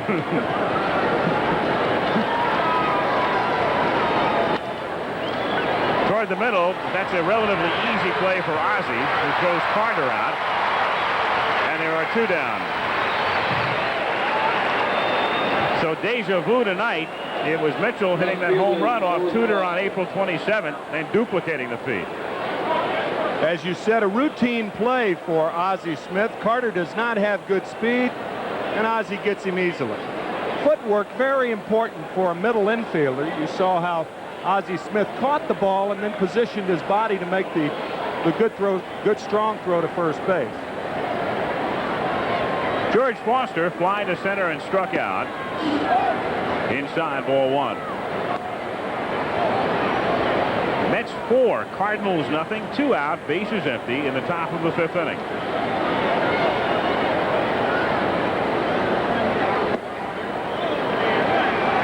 One and 1. That's the kind of pitch Tudor has thrown all too infrequently tonight. Good pitch, turns it over, gets him to chase it. 2 and 1.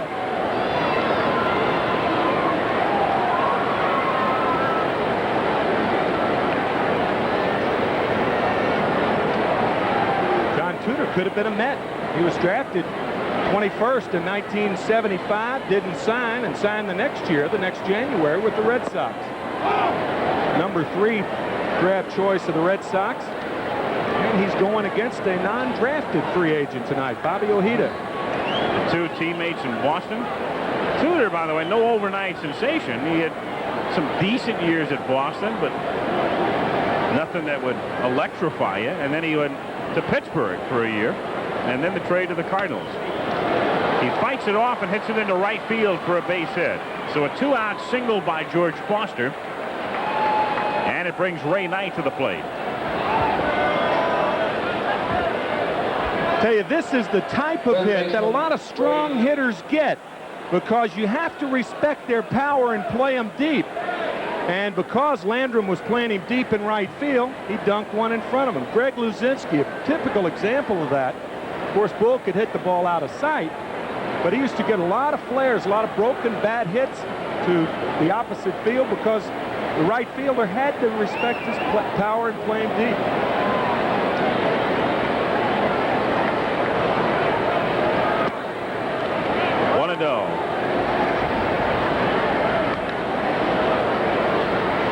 bullpen. That's Rick Ownby, former Met property, throwing.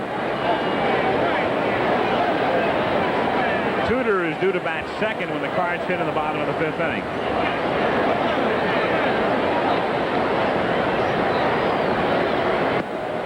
Tim, what do you think? The most power hitters prefer to have the outfielders playing shallower or deeper when they come to the plate? What would you think? Power hitters like for outfielders to play shallow so they can rocket them over their head.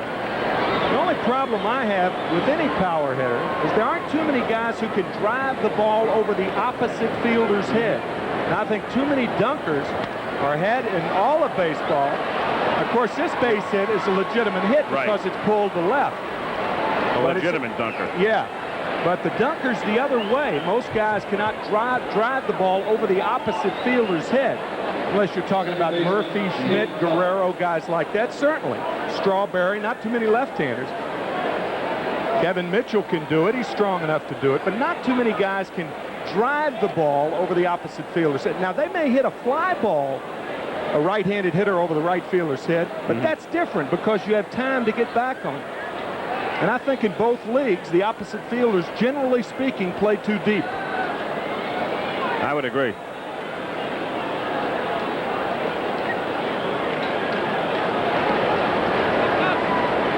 Tudor, after consultation with Heath, and you can see the frustration written all over John's face as he gives up the 2-out singles to Foster and Knight. Now taking on Tuffle.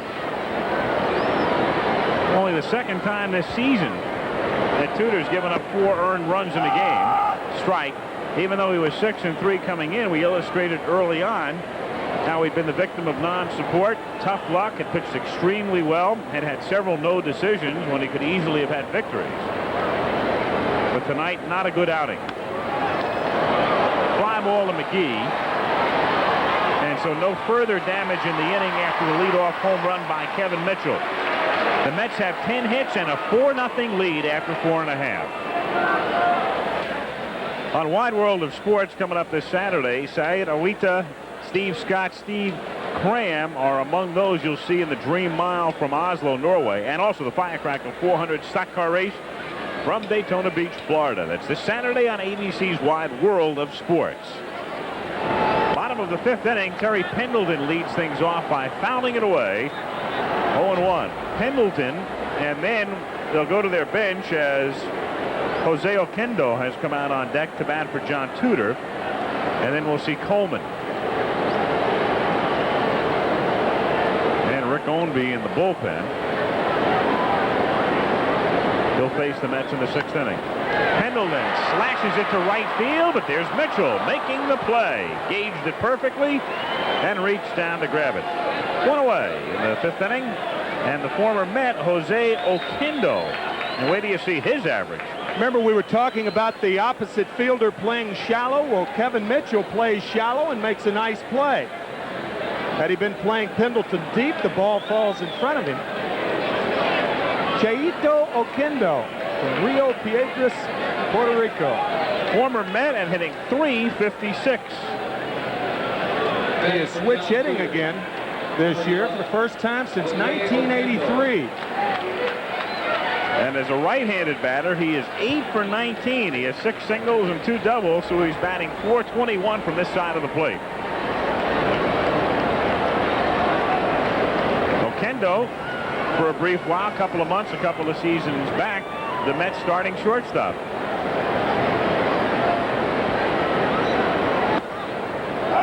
In there, 0-1.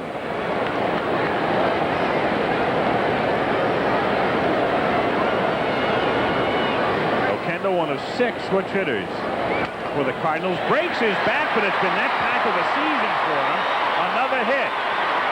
A long single. Down by 4, he's not going to chance it, so he's held to 1. And Oquendo now hitting .450 from that side of the plate. Meanwhile, the Monday Night Quiz, the catcher for Steve Carlton's first major league start.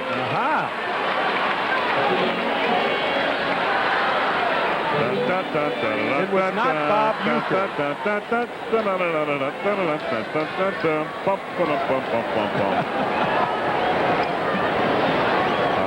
See if you want a trip to Hawaii. Vince Coleman at the plate. Foul tipped at the plate. Well, Carlton is forever linked with his battery mate McCarver. Right. And in this instance, the answer is... I think Pat Corrales. It was Euchre. It was you. It was you. And That's Carlton somehow was able to withstand that and go on to that type of career. Or you could say that you helped him out so much that the next 18 years he struck out close to 4,000. And if Steve spoke to the press, I'm sure he would tell you who he owes it all to Euchre. 1-2 the count. Steve was called up in September of '65, and I'd forgotten that. I thought his first Major League start was back in '66, and Bob, in the meantime, had been traded to the Philadelphia Phillies for a ton of players to be named later. That is amazing. It's incredible how Euchre winds up as the answer to all these bizarre things. Grand slam off Koufax. Hit sharply to Knight, drops it, picks it up, has time still for the force. That ball was hit so sharply, Knight had to be thinking double play, even though it was Coleman, a man who's very difficult to double. And then all of a sudden, he just winds up with one. Talk about not being able to find the handle. See Ray's rear end? A lot of times when the rear end's high, you catch the ball back between the legs. When the rear end is down, you push your hands out. That's what happened tonight. He couldn't find it, but he did find it in time to get Oquendo. So now Coleman at first base, 2 out. Smith at the plate. And he's taking his normal size lead. Here you are, you're down 4-0. Normally, you're not going to run. But again, the Cardinals are a team, they've just got to scratch it out one by one. So maybe you do run. Or maybe you do run, as the saying used to go. Well, we mentioned earlier about how Wills really opened a new dimension in baseball, and along with that, teams are not as conservative when they're behind as they used to be. They're not playing as passive a brand of baseball now as they were inclined to play before Wills opened things up, and then Lou Brock to follow. I think if I'm Herzog, I send him, because you're down 4-0, but you're not going to get a 3-run homer from anybody in this lineup. And if you can get him to second and you get a single, at least you got a run.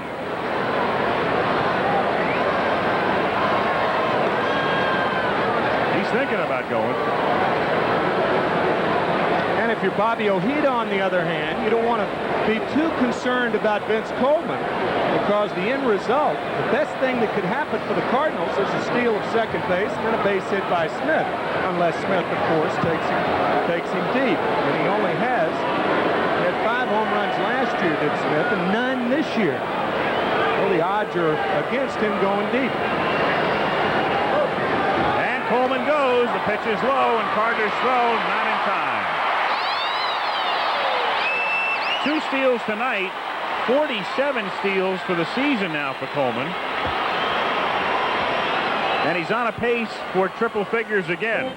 You saw him pick that right foot up, and usually you pivot on the right foot. Gives you an idea of how much speed he has. That is not your proper technique. I think Joe Morgan pointed that out in postseason play last year.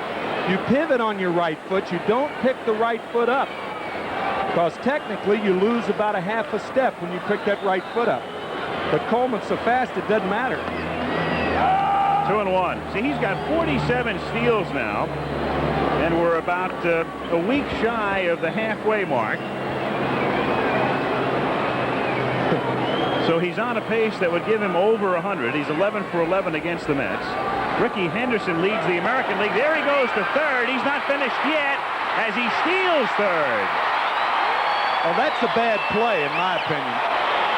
That was a very, very close play at third base. And if Coleman's thrown out in this situation 1 out of 100 times, and that's an exaggeration, but you cannot be thrown out in this situation, and he was very nearly called out at third base. A very close play. Not down 4-0 to end the inning on a steal of third. With 2 out. Very close. Nonetheless, 48 steals. up high. And Smith is aboard. So runners at first and third, and Tommy Herr is the batter. I bring up that pace that Coleman's on only for one reason. He's been slumping. He came in tonight hitting only .252. You begin to think about a hot second half for Coleman, and let's say he gets on a lot and he starts stealing a lot, and with the Cardinals way out of the race, and you're thinking about putting seats or bodies in seats in late August and September, one way to do it would be to have Coleman chasing down Henderson's record. Not that they're thinking about that right now, but the guys in marketing wouldn't mind it. Well, the Cardinals over $1 million this year, the earliest in their history. Right now they're second only to the Dodgers in National League attendance. Herr fouls it away. One reason is the residual effect. When you win a pennant, as the Cardinals did last year, you sell a lot of tickets in the offseason. People want to come to the ballpark as Coleman is at third and Smith is at first. So your season seat sale goes up and your advance sale goes up and people start talking about you, and you draw normally a lot better at the beginning of the year than you would. Yep. And there's a carryover effect. Smith goes, it's inside, and there's no throw. So that's the third steal in the inning for the Cardinals, their fourth steal of the game. On Saturday night against the Phillies, they stole 5 bases in the 7th inning, 6 in the game, and lost.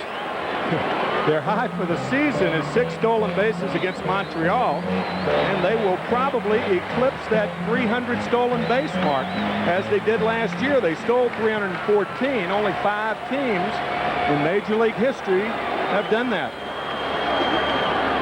So Herr with a chance to drive in a couple with a single and get him back in the game, and gets backed off himself. 2-2. And Al, also, if I point out that Vince Coleman stealing third was a bad play, as you see this tight fastball to Herr. Actually, it turned out to be a good play because there again, it cleared second base for Ozzie Smith to steal it, and now the Cardinals have 2 runners in scoring position. Well, they have forced the issue, and all they need to do is cash in right now, and they can't as Herr strikes out swinging. So they lead 2 more. The crowd comes down on their Redbirds as the Mets lead it 4-0 through 5. 4-0, the Mets on top. Cardinals tonight have stolen 5 bases. I asked Gary Carter if there'd be more emphasis keeping the Cardinals close in the series. Probably so, because of course St. Louis is a running ball club, and they're going to be taking every opportunity that they can and stealing a base and taking advantage of any situation. And so I've got to get my arm good and loose, and with this warm weather here, maybe it'll happen. Well, his arm appears to be pretty loose, but the Cardinals have run a lot of catchers ragged. 5 steals tonight, but still the scoreboard says 4-0 New York. And Rick Ownby makes his 15th appearance of the season, on in relief of John Tudor in the 6th inning with the Mets on top, and Rafael Santana 2 for 2 at the plate.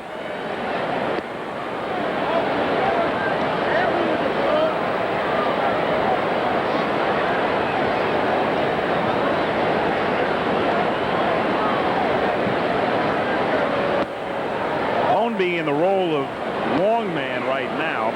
He's made 3 starts. Cardinals have had a depleted pitching staff this year. Danny Cox started the year hurt. Jeff Lottie is on the disabled list. Ricky Horton spent some time on the DL. They traded Andujar, of course. So it's been a vastly different situation. Even though, in a general sense, the pitching's been very good. The pitching has not been the Cardinals' downfall this year. Santana keeps his perfect night alive with a walk. Yeah, especially the starters, as the Cardinals are second in the National League in ERA.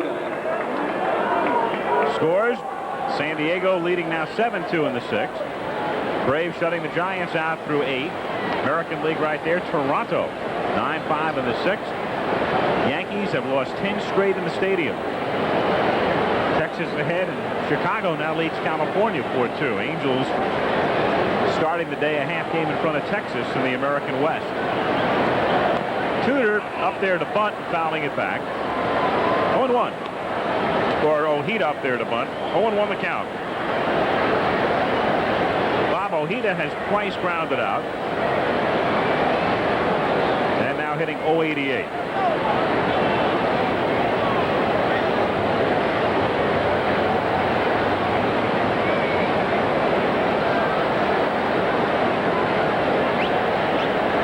Pendleton charges from third, and it's popped up in foul ground, and he dives but can't make the catch.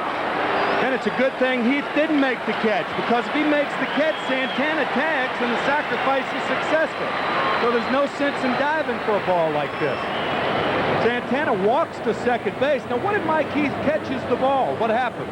Probably ends up close to the Mets dugout, and the sacrifice is successful. So with a pop fly 2, Santana would go to second base in most unusual fashion. And you know, the irony of that is Heath gets a nice hand for it, and yet had he thought it out and not made that attempt, they would have booed him for not trying for it.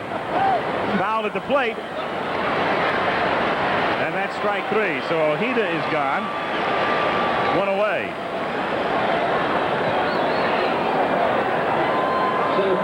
Well, you see Ojeda going to the dugout. John Tudor has exited, and we just showed the San Diego Padres score, and it reminds me of something that was in USA Today last week, Al.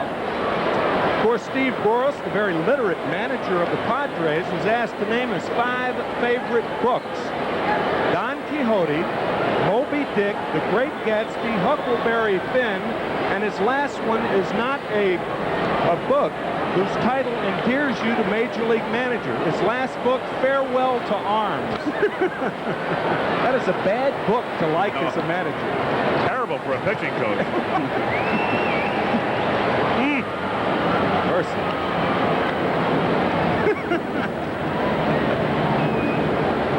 Worse for a pitcher. Oh.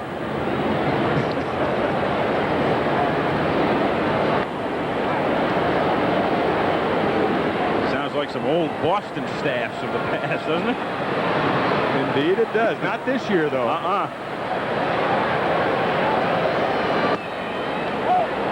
1-1. And yet, knowing Burroughs at night, he probably curls up with a good old Elias baseball analyst.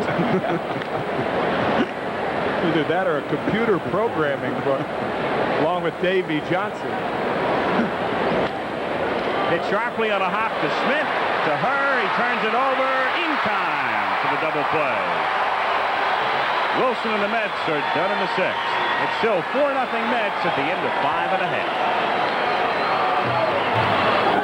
1/2. In St. Louis, our season premiere of Monday Night Baseball, Al Michaels along with Tim McCarver Stadium, where Bo Jackson made his debut tonight. He struck out, by the way, his second time up. What did you think of that decision, and what do you think of Bo's chances? I think that Bo Jackson made the right decision for this reason. If he fails in baseball, he will have a much better chance of going to football by failing baseball, whereas if you fail in football, it might be the injury that's going to put you out. And then you can, by coming back and trying to play baseball, you may be 40 years old and say, I wonder if I would have tried baseball, would I have been successful? That hasn't been pointed out enough. I think you're exactly right. It would be very difficult to make the transition the other way, but this way, if it doesn't work out, if he doesn't live up to whatever self-imposed timetable he has, it's the type of skill running with a football, it's not going to leave you overnight. Willie McGee leads things off. 1-1 the count. McGee nicely, and Landrum. That's what Chris Berman, I'm sure, would call you on ESPN. Tim McCarver Stadium. There are worse things. 1-1 pitch is inside. Jackson has grounded out his 3rd time up. So we showed you his single earlier, and now he's 1 for 3. Nothing but a flash in the pan, huh? 2-2. Think about Bo Jackson. If you're a second baseman, think about him at that size and with that speed coming in to break up a double play. Of course, there's a lot of technique that will have to be learned by Bo. There are a lot of guys in baseball that are fast but not good base stealers. One that comes to mind, Chili Davis of the Giants. He's thrown out almost as much as he steals second base.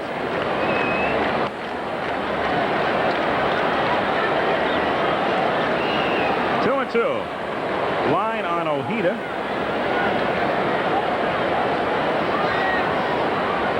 Be nice if Bo makes it to the big league someday and has the opportunity to try to score against Mike Scioscia. Oh, man. I say it would be nice. It'd be nice for the fans. It would be very nice. Very good for either. Scioscia.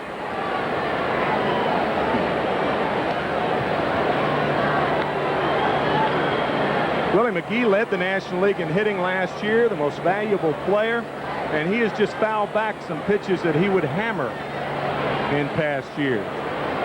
Batting .244.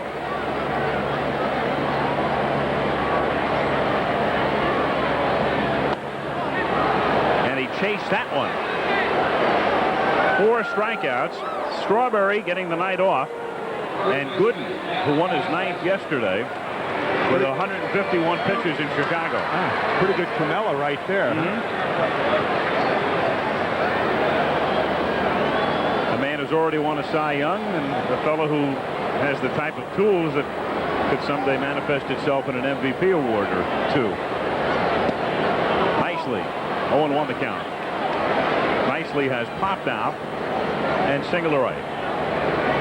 Strawberry and Gooden, of course, rookies of the year, and if Kevin Mitchell gets enough at bats this year, he could be considered as a rookie of the year candidate.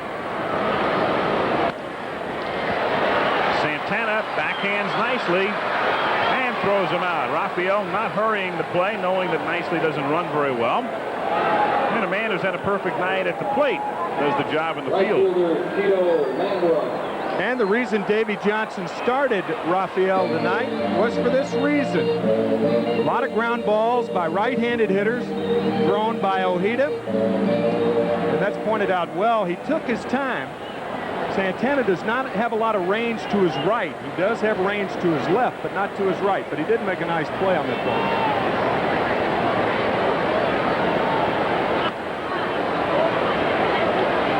It's easier to have range to your left, obviously, because when you go to your left, that's the side your glove's on. When you have to cross over, you have a real problem on the rug in that you have to stop, plant the foot, and throw back across your body. That's why it's tougher to go to your right than it is to go to your left.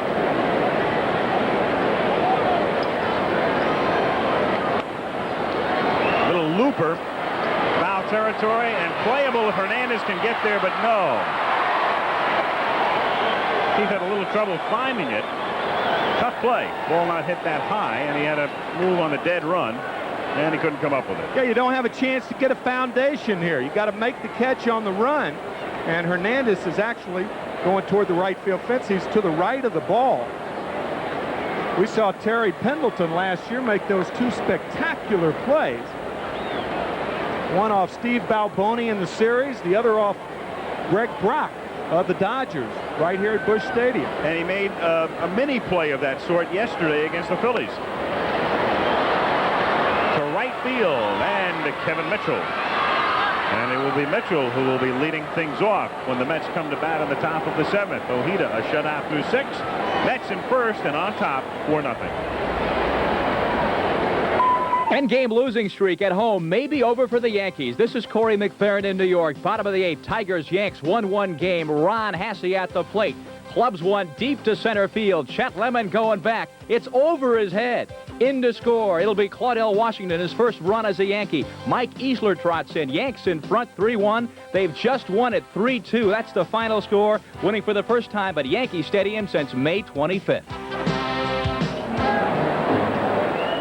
So the 10-game losing streak is over as the other New York club, the Mets, keep on rolling. The score 4-0, and Kevin Mitchell in the lineup tonight with Darryl Strawberry nursing the sore ankle. And in the 5th inning, Kevin hitting a towering drive for his 4th home run of the season. Interestingly, 2 of them off Tudor into the basket for a home run. And here he is now to face Rick Ownby. Ownby takes a strike.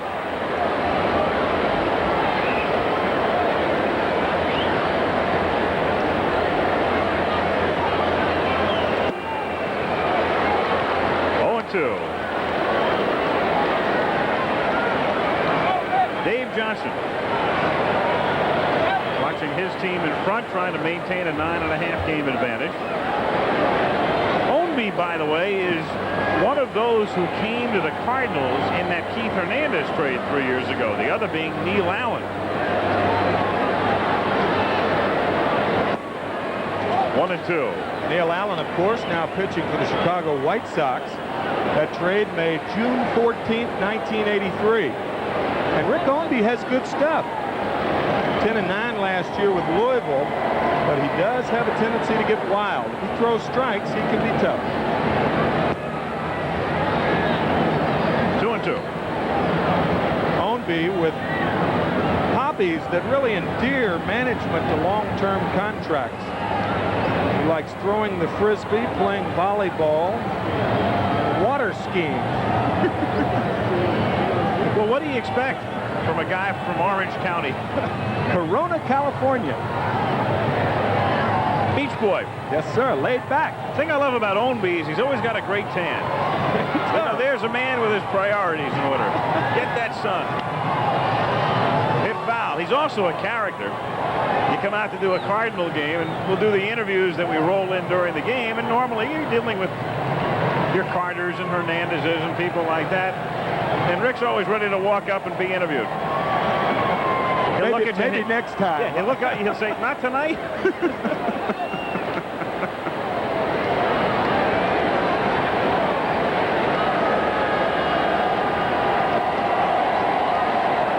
Two pitch is outside. They appeal at first base. No. 3-2.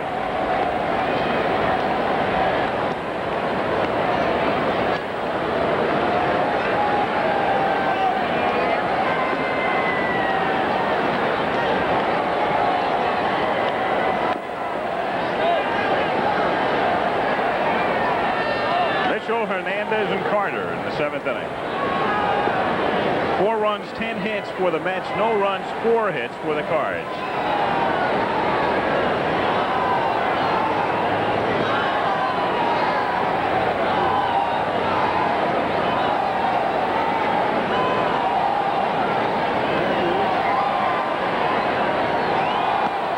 And he loses them. So Mitchell with a walk, a single, a homer, and now another walk. He and Santana with perfect nights going. And here's Hernandez.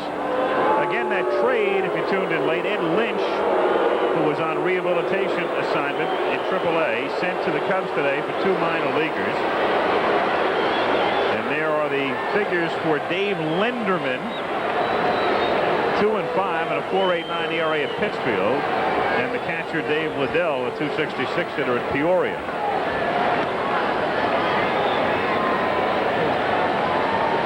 With John Tudor starting this ball game, I can hear Hernandez in the dugout now saying, come on, you right-handers, get him out of there. With the runner going, it goes under Nicely's glove and a base hit. So they send Mitchell, and Hernandez pokes it in the hole. And the right-handers did get Tudor out of there, and Hernandez has a chance to hit against a right-handed pitcher. And a little 38 hopper with Nicely holding Mitchell to first. Just scoots under his glove as Mitchell scoots to third. So runners now at first and third, and the Mets trying to break it wide open with Gary Carter at the plate. Tim, you follow the Mets every day, so I've got to ask you, since everybody's wondering about Dwight Gooden, those who don't see him every day, and wondering if he and why he has become mortal even with that 9-3 mark. Carter hits a bouncer to third, and Pendleton will come home, and Heath is there to make the tag. And so Mitchell, as he has to do there on a grounder to the left side, is thrown out at the plate 5-2, and there are runners at first and second. If you're at third base and you don't run in this situation, they turn the double play, and you're stranded at third. This is an unusual way to break up 2. However, on the other hand, it was the proper play for Pendleton, because with the Cardinals down 4-0, you just cannot afford, even at the expense of giving the double play, you can't afford the Mets scoring another run. That runner at third is always committed in the first and third and no-out situation on that ground ball. You just think of the egg on your face if they turn 2 and you're still sitting there. Right. Here's Foster. Flied out, struck out, and singled. Anyway, with runners at first and second, what's your summation of Gooden right now and the difference, if any? Well, we talked earlier in the ball game about when my antenna went up in spring training. As Foster hits a soft looper that may have grazed off the glove of Ownby, they throw to first for 1 out and get a reverse double play with Pryor hung up between first and second. Not sure which way they were going to go. And we'll get back to Gooden in the bottom of the 7th. 4-0.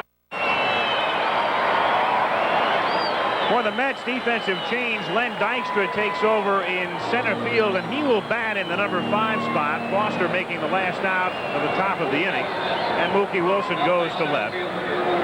Scoring summary, Tuffle and Santana combining for the first run, then Carter with an RBI single and Knight with an RBI single, producing 2 more.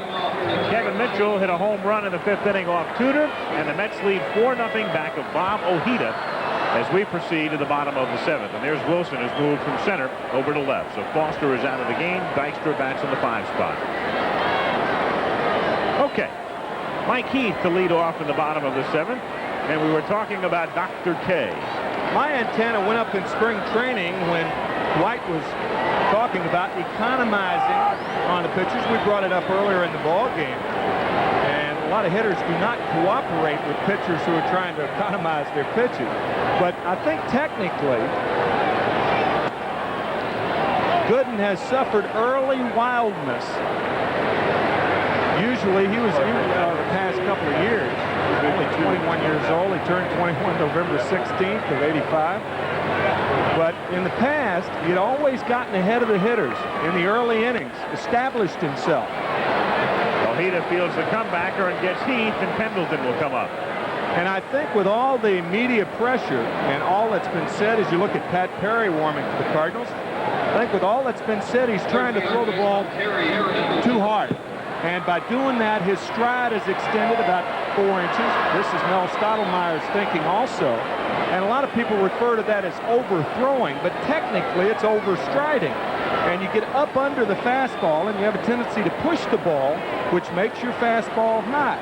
Now, you couple that with the fact that the National League hitters are a little smarter now. They're not swinging at the high fastball anymore. They're making him get the ball down. And yet, he's still 9-3 with a 2.70 ERA. What about keeping his perspective with the notoriety and the fame? Oh, yeah, he has done that so well. And Darryl Strawberry, too, for that matter.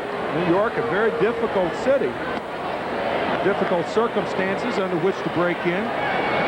And he has done that very, very well. A few things during the off-season, the run-in at the airport in New York, the sports writers' dinner last year. Much ado about nothing, in my opinion.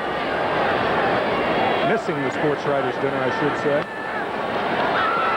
The accident in spring training with a friend where he didn't report. They defined him about that. But he's really a fine young man. And he's on a pace still, even though he hasn't been as effective of late as he was early, to win 20 games again. 9 victories in less than half a season. 2-1 the count on Pendleton. You saw Lawless on deck. And that's popped foul back out of play. And the count 2 balls and 2 strikes. I'll tell you, Al, the first time in St. Louis that we came into town this year, Bob Gibson had a very interesting comment about Dwight Gooden. He said that he will never be any better than he is right now.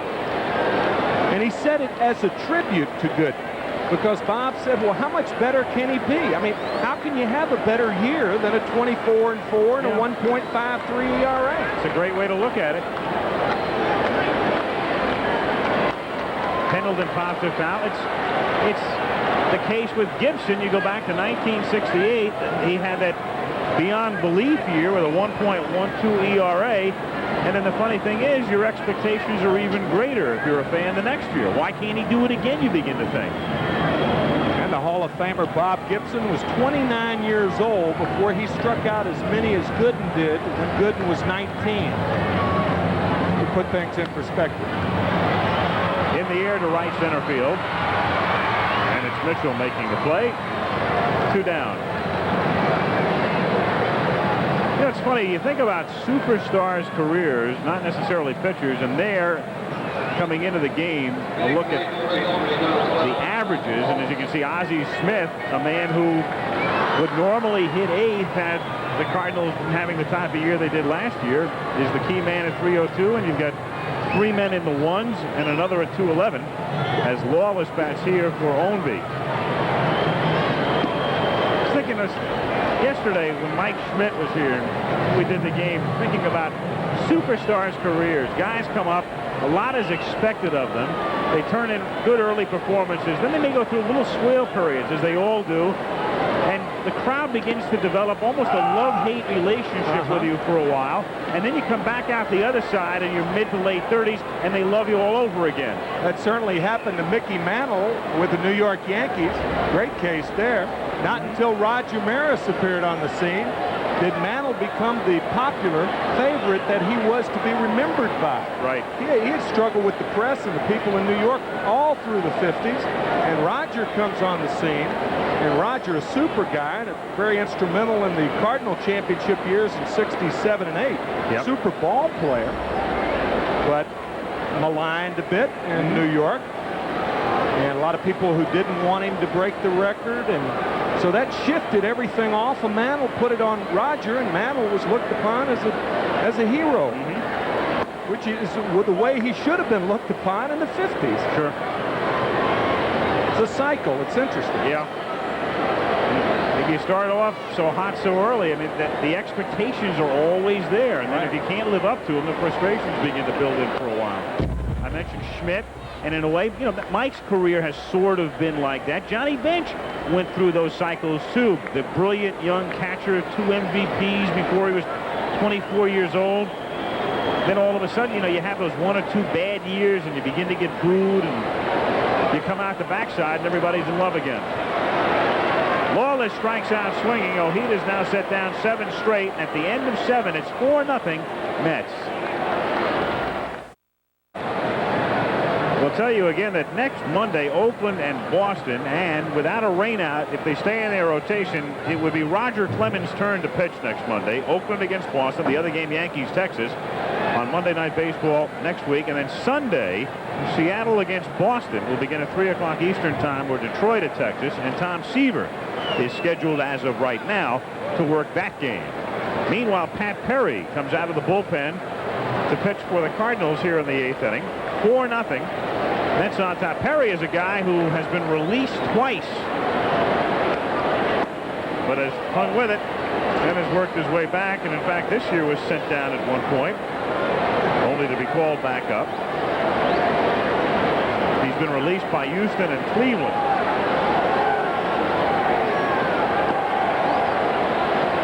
The count.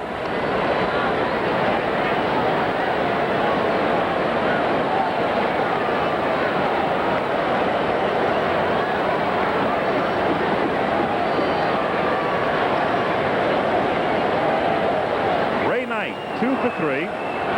Knight, Tuffle, and then Santana here in the top of the 8th inning.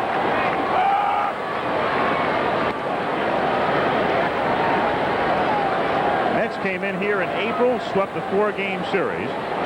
The only other meeting this season between these clubs was opening day at Shea when the Cardinals won, and the rest of that series was rained out. So this is the 6th meeting. I don't know if it was the shot heard round the world, but it was certainly the shot heard around the state of Missouri when Howard Johnson hit a 1-2 fastball off Todd Worrell to tie it up, a 2-run homer in the top of the 9th inning of Game 1 of that 4-game series. And Whitey Herzog has made the comment that that was the biggest base hit. And there's Howard right there. 2-run homer against Todd Worrell. The Mets eventually won that game in 10, and the descent of the Cardinals really started with that ball game. In the air to right center, and Landrum got a good jump on it and flags it down, 1 away. Good wood, but to no avail. And Tim Tuffle is the batter. You know, the Cardinals, way out of it as you look at the largest division leads through the 30th of June, and that's the date today. All of those teams, and that's since divisional play began in 1969, all of those teams went on to win their division. won the pennant, A's won the division and lost in the playoffs. The Baltimore Tigers won the pennant, Reds won the pennant, and the Phillies in '76 lost to the Reds in the playoffs. But they all went on to hold that margin. And the Mets at 9.5 as we turn a page on the calendar.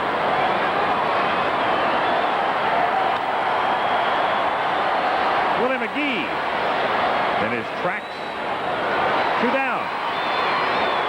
Pen of the batter. Excuse me, Al. The Montreal Expos won their 4th straight game today, and the Mets, it would appear, unless the Cardinals can come back in the 2 innings they have left, the Mets are going to win 4 in a row. So had the Expos lost those 4 games, it would be a 13.5 game edge instead of 9.5. Montreal really deserves a lot of credit. Nobody's going to give as much credit to him because of the also-ran status right now. But Buck Rogers has done a marvelous job with that ball club. And who would have figured that the Expos would be the only team, really, with a chance to catch the Mets? You talk about injuries. Charlie Lee was lost, maybe for his career. David Palmer's in Atlanta now. Bryn Smith is not pitching like his 18 and 5 year of a year ago. Andre Dawson's been on the disabled list for a month. Tim Raines has missed several games, and yet they're still hanging in there.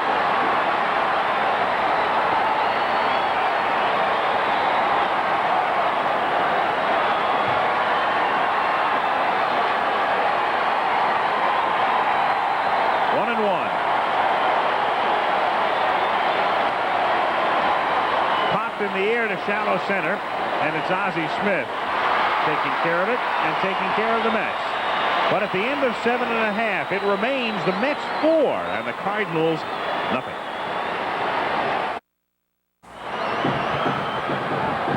Update scores for you. Montreal in 11 innings beat Chicago 4-3 at Wrigley. Pittsburgh has defeated Philadelphia 3-2. In the 9th inning, San Diego leads Houston.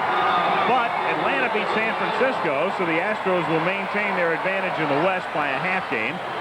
And the Reds have now caught the Dodgers 5-5. Meanwhile, Wild won at Fenway 9-9. Toronto and Boston in the 8th. Yanks win.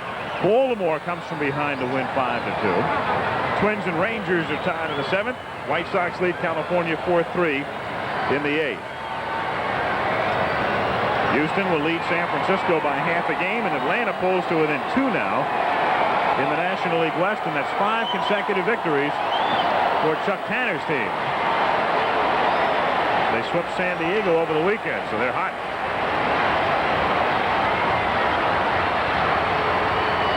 Vince Coleman, triple, walk, grounded out.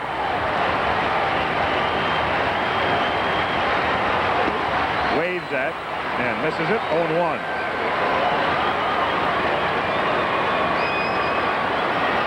Typical night of frustration for the Cardinals. No scoring, 4 hits, and the game began on an ominous note. Coleman tripled and never scored. Triple leading off. Good bunt. No way.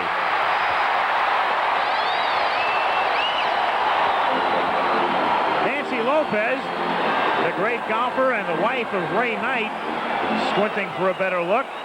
New mama. And very appropriate, because that looked like one of Nancy Lopez's putts that Coleman just put down third. Right. That was a blueprint, wasn't it? Mm-hmm.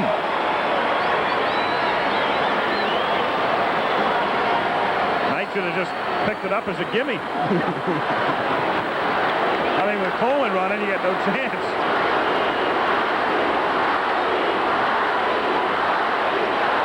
Ozzie Smith. And Coleman goes. The pitch is high. The throw to second. Not in time. 4 steals for Coleman. And 5 steals in the game. No contest right here. 4 stolen bases for Vince Coleman. That gives him 49 on the year. Only 4 catchers have thrown him out. Jody Davis, the only one to get him twice this year.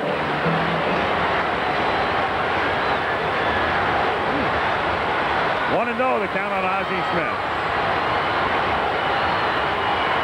Santana was ducking in back of second, and Ojeda came home with it, so the left side was vacant.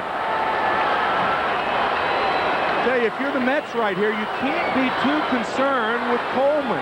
You have a 4-run lead, bottom of the 8th inning.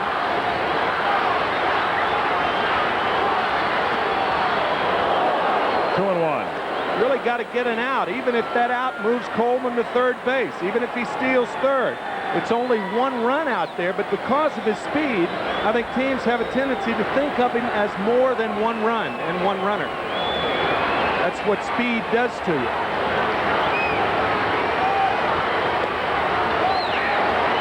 A lot of times it's not the stolen base itself that's the important thing.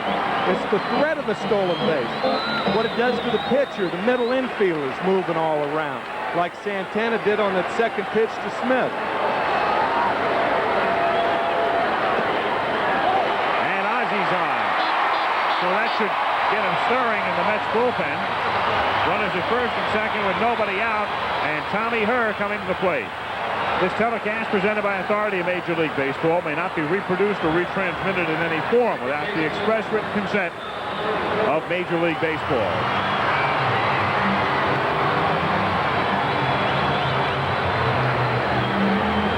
Tommy Herr comes to the plate. In the Met bullpen, they were leaning forward and looking into the dugout, but no activity as of the moment. And as soon as we say that, there will be. Roger McDowell, who's 7-0. That's not a very comforting sight for the opposition when somebody that hot gets up in the pen. He's allowed only 6 earned runs in his last 49 innings of work. Tommy Herr has stranded 5 runners in 3 at-bats tonight. 10-game hitting streak on the line. Coleman at second and Smith at first. 0-1.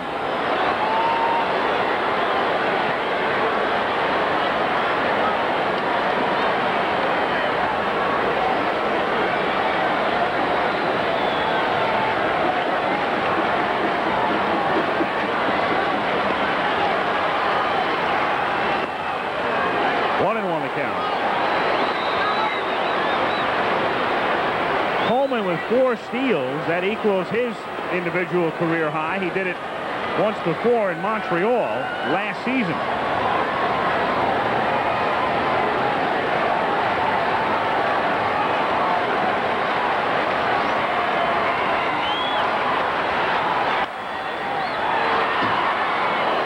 One and two.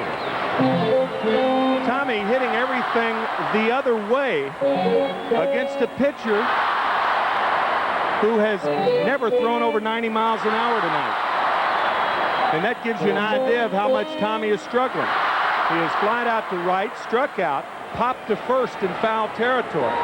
So he's not getting around on a fastball that's not thrown over 90 miles an hour. That's indicative, again, of how Herr is struggling.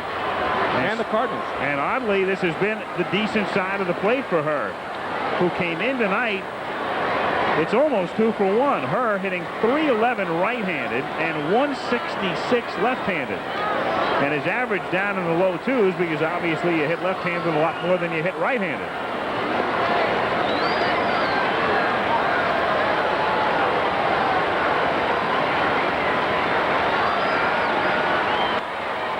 Popped up and playable for Carter.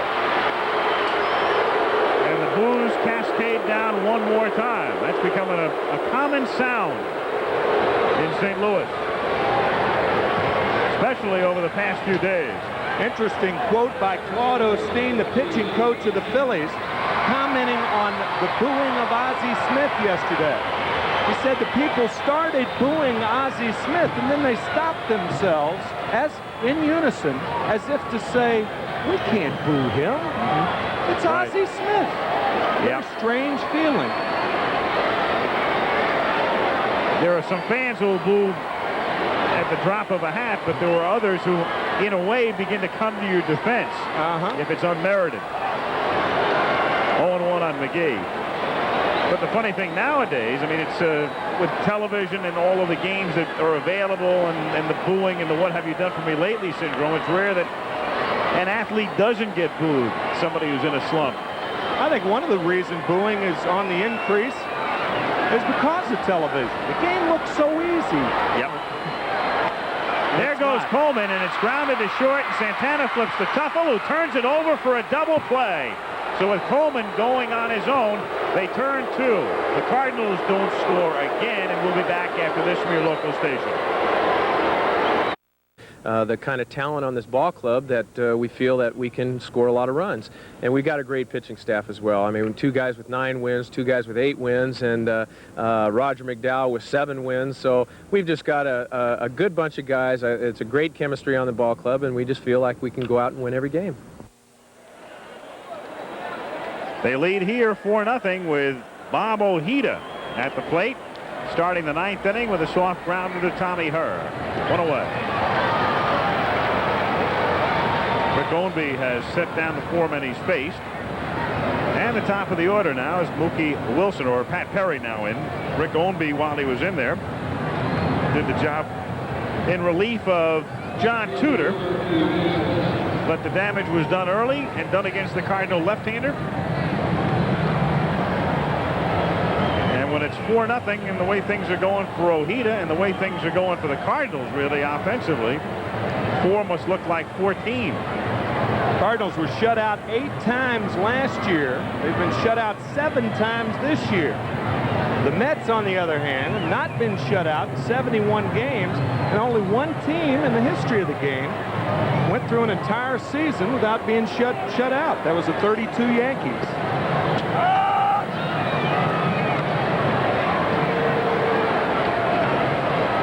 Matter of fact, the latter part of 31, the entire 32 season, and the beginning of 33, the Yankees went 301 games without being shut out.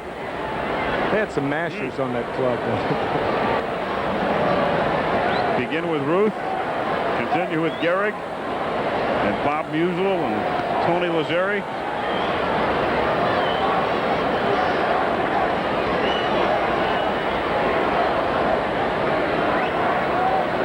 Phil Necro.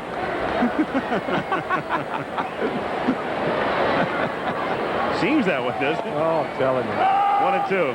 You saw it the other night in Anaheim, Saturday night. 47-year-old Phil Necro, 41-year-old Don Sutton. That was the matchup. Neither man figured in the decision.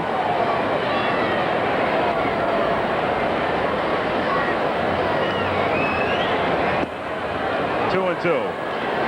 One other thing I've got to explore with you before we leave. Your guy Carlton, can he still pitch, and can he still pitch effectively enough to help somebody? I don't know whether he can still pitch effectively, but if I were the owner of a ball club, and this is unsolicited. As Wilson goes down on strikes. If I were the owner of a ball club, I would certainly take a chance with him, especially a team with a big dimension in left field. I've talked to Carlton. I think it'd be a big advantage to play in the American League, where the American League hitters would be more inclined to go for that slider, which has been his money pitch for about 15 years. It's worth it. It's worth a shot because, after all, it's only going to cost the team that acquires him $40,000. Philly's paying the rest of his salary. So if they are having a problem with their pitchers, I think it would be worth a chance.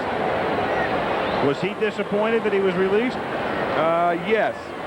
He thought it would be at least till the All-Star break, but on the other hand, you can understand the Phillies' position also. When you can't sacrifice, I would imagine Bill Giles and the Phillies are thinking you can't sacrifice the possible development of a younger pitcher if your determination is that Steve Carlton, even as great as he's been for that city and that ball club, can't get guys out anymore. Base hit into left field as Mitchell's perfect night continues. That's 2 singles, a homer, and 2 walks. And eventually you're going to have to find a spot in the lineup for that man. Hey, one of the impressive things about him, the ball gets off his bat. Now, he hit that ball down on the end of the bat. He didn't hit it on the sweet spot. I'm telling you, he crushes balls. Got that overspin on him. One of the big reasons he's not going to hit a lot of home runs, in my opinion, no more than in the low 20 range, is that he's got too much topspin on the line drives he hits. He has no lift to his swing. That's very important to hit home runs, to have lift and strength. Hernandez takes the strike. You can see the smile as the booing gets louder with Hernandez. It's not that they dislike him any more in the ninth inning than they did in the first, but they're just venting their frustration here in St. Louis. Been a bad night, been a bad year. And so every time Keith has come up tonight, the decibel meter is higher and higher. And of course, the other thing is he's playing with the team that's running away with it. And that really hurts. And there's the updated figure for Mitchell at 368.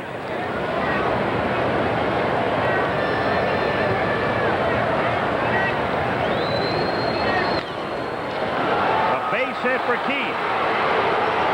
Mitchell stopping at second, and so Hernandez is 2 for 5. The Mets with 1 run in the second, 2 in the third, 1 in the fifth, and a total of 13 hits. Of course, you see Kevin Mitchell down at second base. Darryl Strawberry, the Rookie of the Year in 1983. Dwight Gooden in 1984, but this young man, a different type of hitter entirely from Strawberry. Strawberry with tremendous lift in his hands, and Mitchell got thunder in his bat, thunder pop.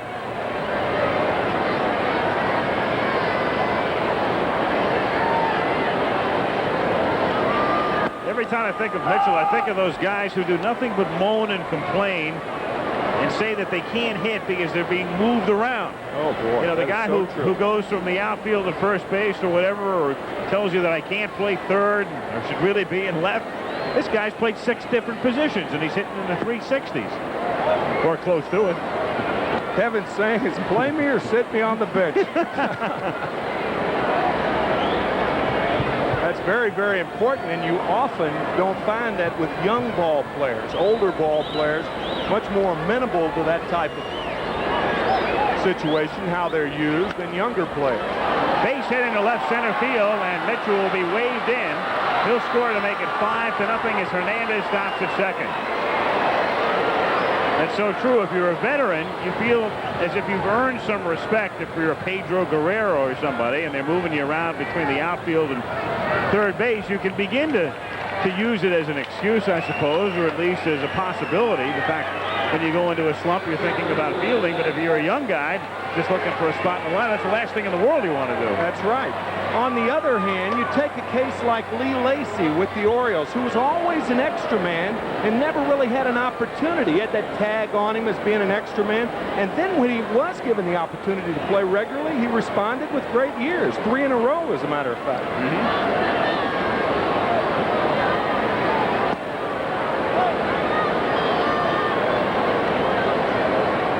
Hernandez at second. And Carter at first.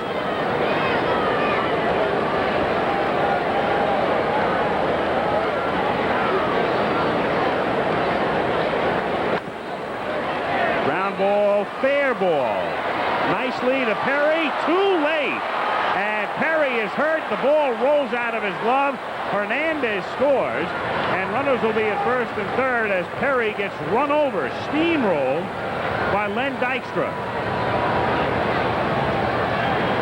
I'll tell you, when Dykstra dove for the bag, dangerous in itself, he set up a stump on first base, and I believe Perry tripped over him. I'm not sure.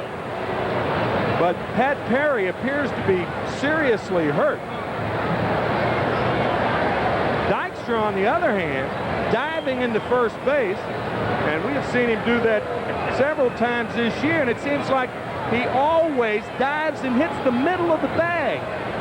Now here's Perry coming down, and it's just like going up for a jump shot and having your legs just cut out from under you. Perry hits on his right side. Oh, boy. And he hit the turf, and that is hard. Like concrete. Matter of fact, it has an asphalt base. Does the turf here at Busch. See, he never had a chance to get that right foot down on the ground, but he gets it down on on Dykstra's left side, his left part of his rib cage. Dykstra appears to be all right, as does Pat. A big scare here. Like to see a smile on the face of the young man after something like that happens.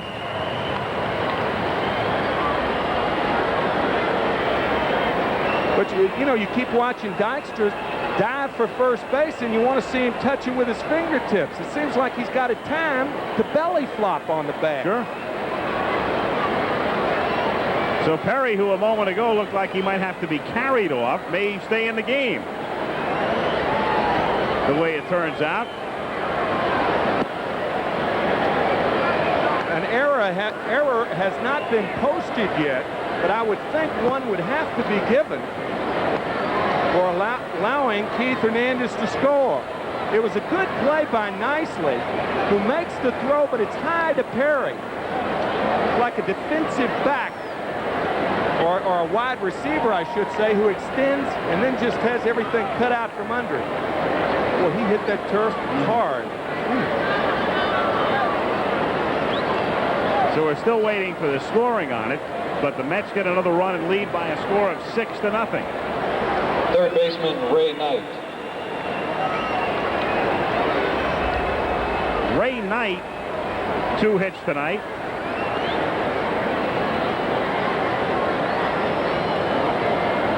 If there's no error given on the play, then it's got to be an RBI for Dykstra, as Hernandez scored from second base. Right. Apparently there is no error. They're going to give him a base hit, a run batted in, and that's the 15th hit.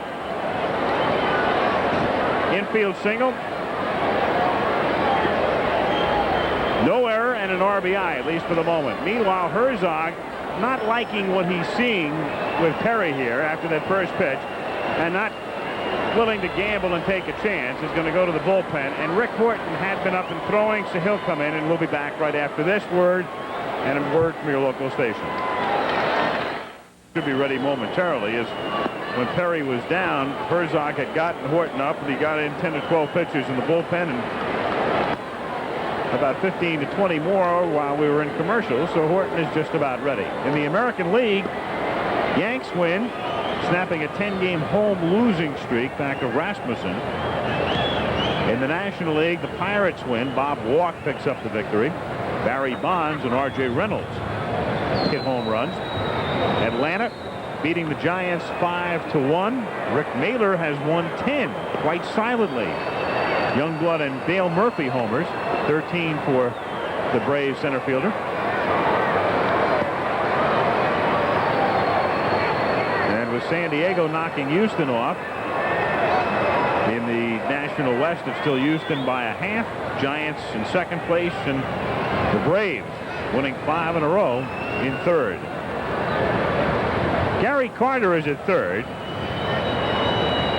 Len Dykstra at first base, as Ray Knight gets ready to stand back in. And Horton inherits the count of 1 ball and no strikes.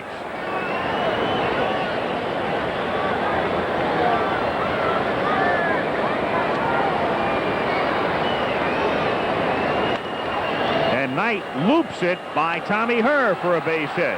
Carter scores. Dykstra hustles around to third. That's 5 consecutive singles now for the Mets, and a total of 16 hits in the game and a 7-0 lead. Second baseman Tim Tuffle. And the only mystery in this one right now is, will Ojeda get his shutout and the runs pool at the office? If the Mets win this game, or when the Mets win this game, there will be 24-7 against left-handers this year. And I think the guy largely responsible for that is Kevin Mitchell. He has been a starter at short, right, third, first, center. What a job he's done. Ozzie Smith steps on second, and mercifully this inning concludes for the Cardinals, but the Mets add 3 on 5 hits and make it 7-0 as we go to the bottom of the ninth.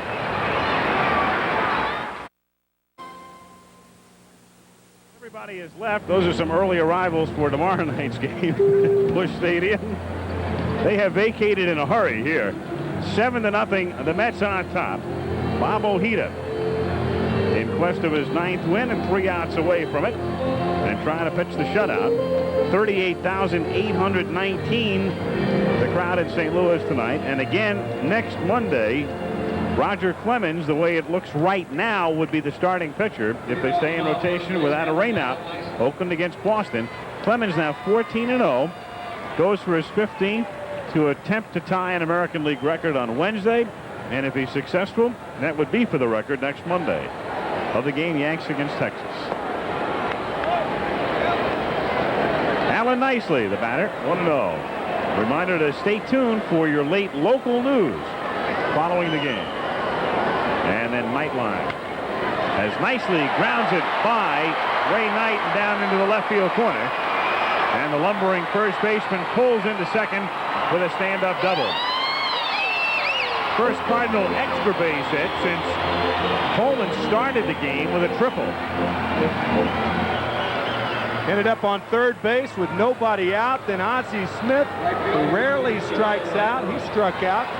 Tommy Herb popped to Hernandez in foul territory, and Willie McGee grounded back to Ojeda, and that set the stage for the night.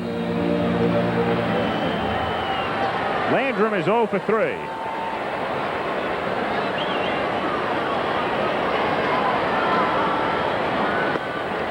One and 0 the count.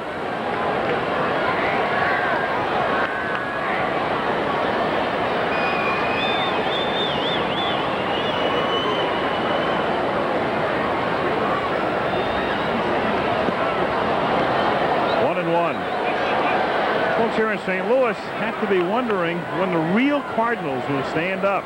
Was it the championship club of 1985 or the team that's just going through a disaster in '86? Popped up. Hernandez makes the play. One away. Funny, we were talking about reversals, teams going from good to bad. In recent times, I think the best pair of bookends I've seen in terms of contrast would be the Reds in 70, 71, and 72. They won the pennant in 70, and I mean, they just walked away with the West and swept the Pirates in the playoffs. And Bench won an MVP award, and Rose was Rose, and the rest of it. And then in 71, Bobby Tolan snapped his Achilles heel in the offseason, and the team never reached the 500 level. And then the following year, they bounced back and won the pennant again. Of course, an injury was responsible for the decline in that 1 year with the Reds, but that hasn't been the case with the Cardinals. I think Andy Van Slyke, when it was applied personally to him, his comment earlier in the year really applies to the team as a whole. He said, baseball's filled with peaks and valleys. You just got to stay out of the Grand Canyon. I don't know if the Cardinals are in Grand Canyon yet. They're in some type of canyon. Well, the Cardinals have been through the peaks and valleys in the 80s as well. Remember, the 82 team won the pennant. Right. And then a couple of down years, and then all of a sudden right back up on top again. So they've really ridden a roller coaster in recent years. Bobby Ojeda went to Redwood High School in Visalia, California. Then he went to the College of the Sequoias. So I guess you could say he grew up around some good wood. Well, he's doing a good job keeping it away from that same wood tonight. In the air to deep left field, but it's Mookie Wilson making the catch. And there are 2 down. So he gets good wood, speaking of it, but not enough. ABC News Nightline after your late local news. Tonight, should AIDS victims be removed from the workplace? Many employers believe they should, and the Justice Department has just made it easier to fire them. Opposing views on the issue heard tonight on Nightline.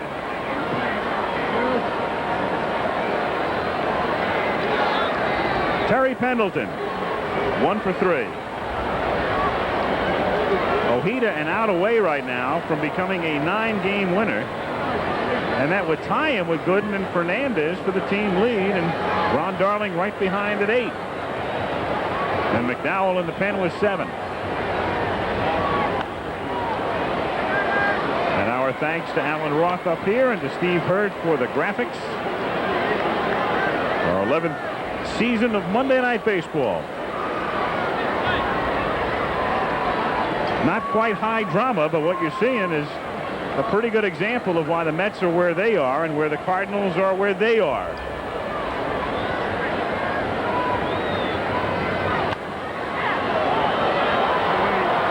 Twisting back out of play. And St. Louis is down to its last strike.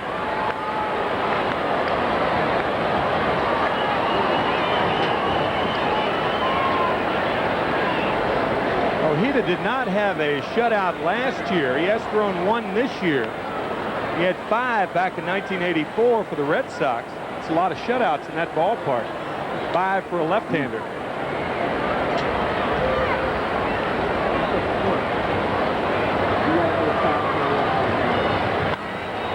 Hacked into right field, base hit, and Nick Leyva will hold nicely at third, so the shutout is still intact. Nicely does not run very well. And with the Cardinals trailing by 7, does not take a brain surgeon to figure out that Nicely shouldn't be allowed to score there. Kurt Ford now, recently recalled from the minors, will come up with runners at first and third. We were talking about the up and down, and there are the ups for the Mets with Fernandez, Ojeda if he wins this one, and he's an out away, and Gooden winning 9, and Ron Darling with 8 victories, the cornerstone of the Mets staff. But just in checking it out with the Cardinals to finish the thought we had earlier with their ups and downs, they won the pennant in 82, and then in 83 they go under 500. They were 4 under. 6 over in 84, and then the pennant again last year. So a little bit of history is repeating itself in St. Louis.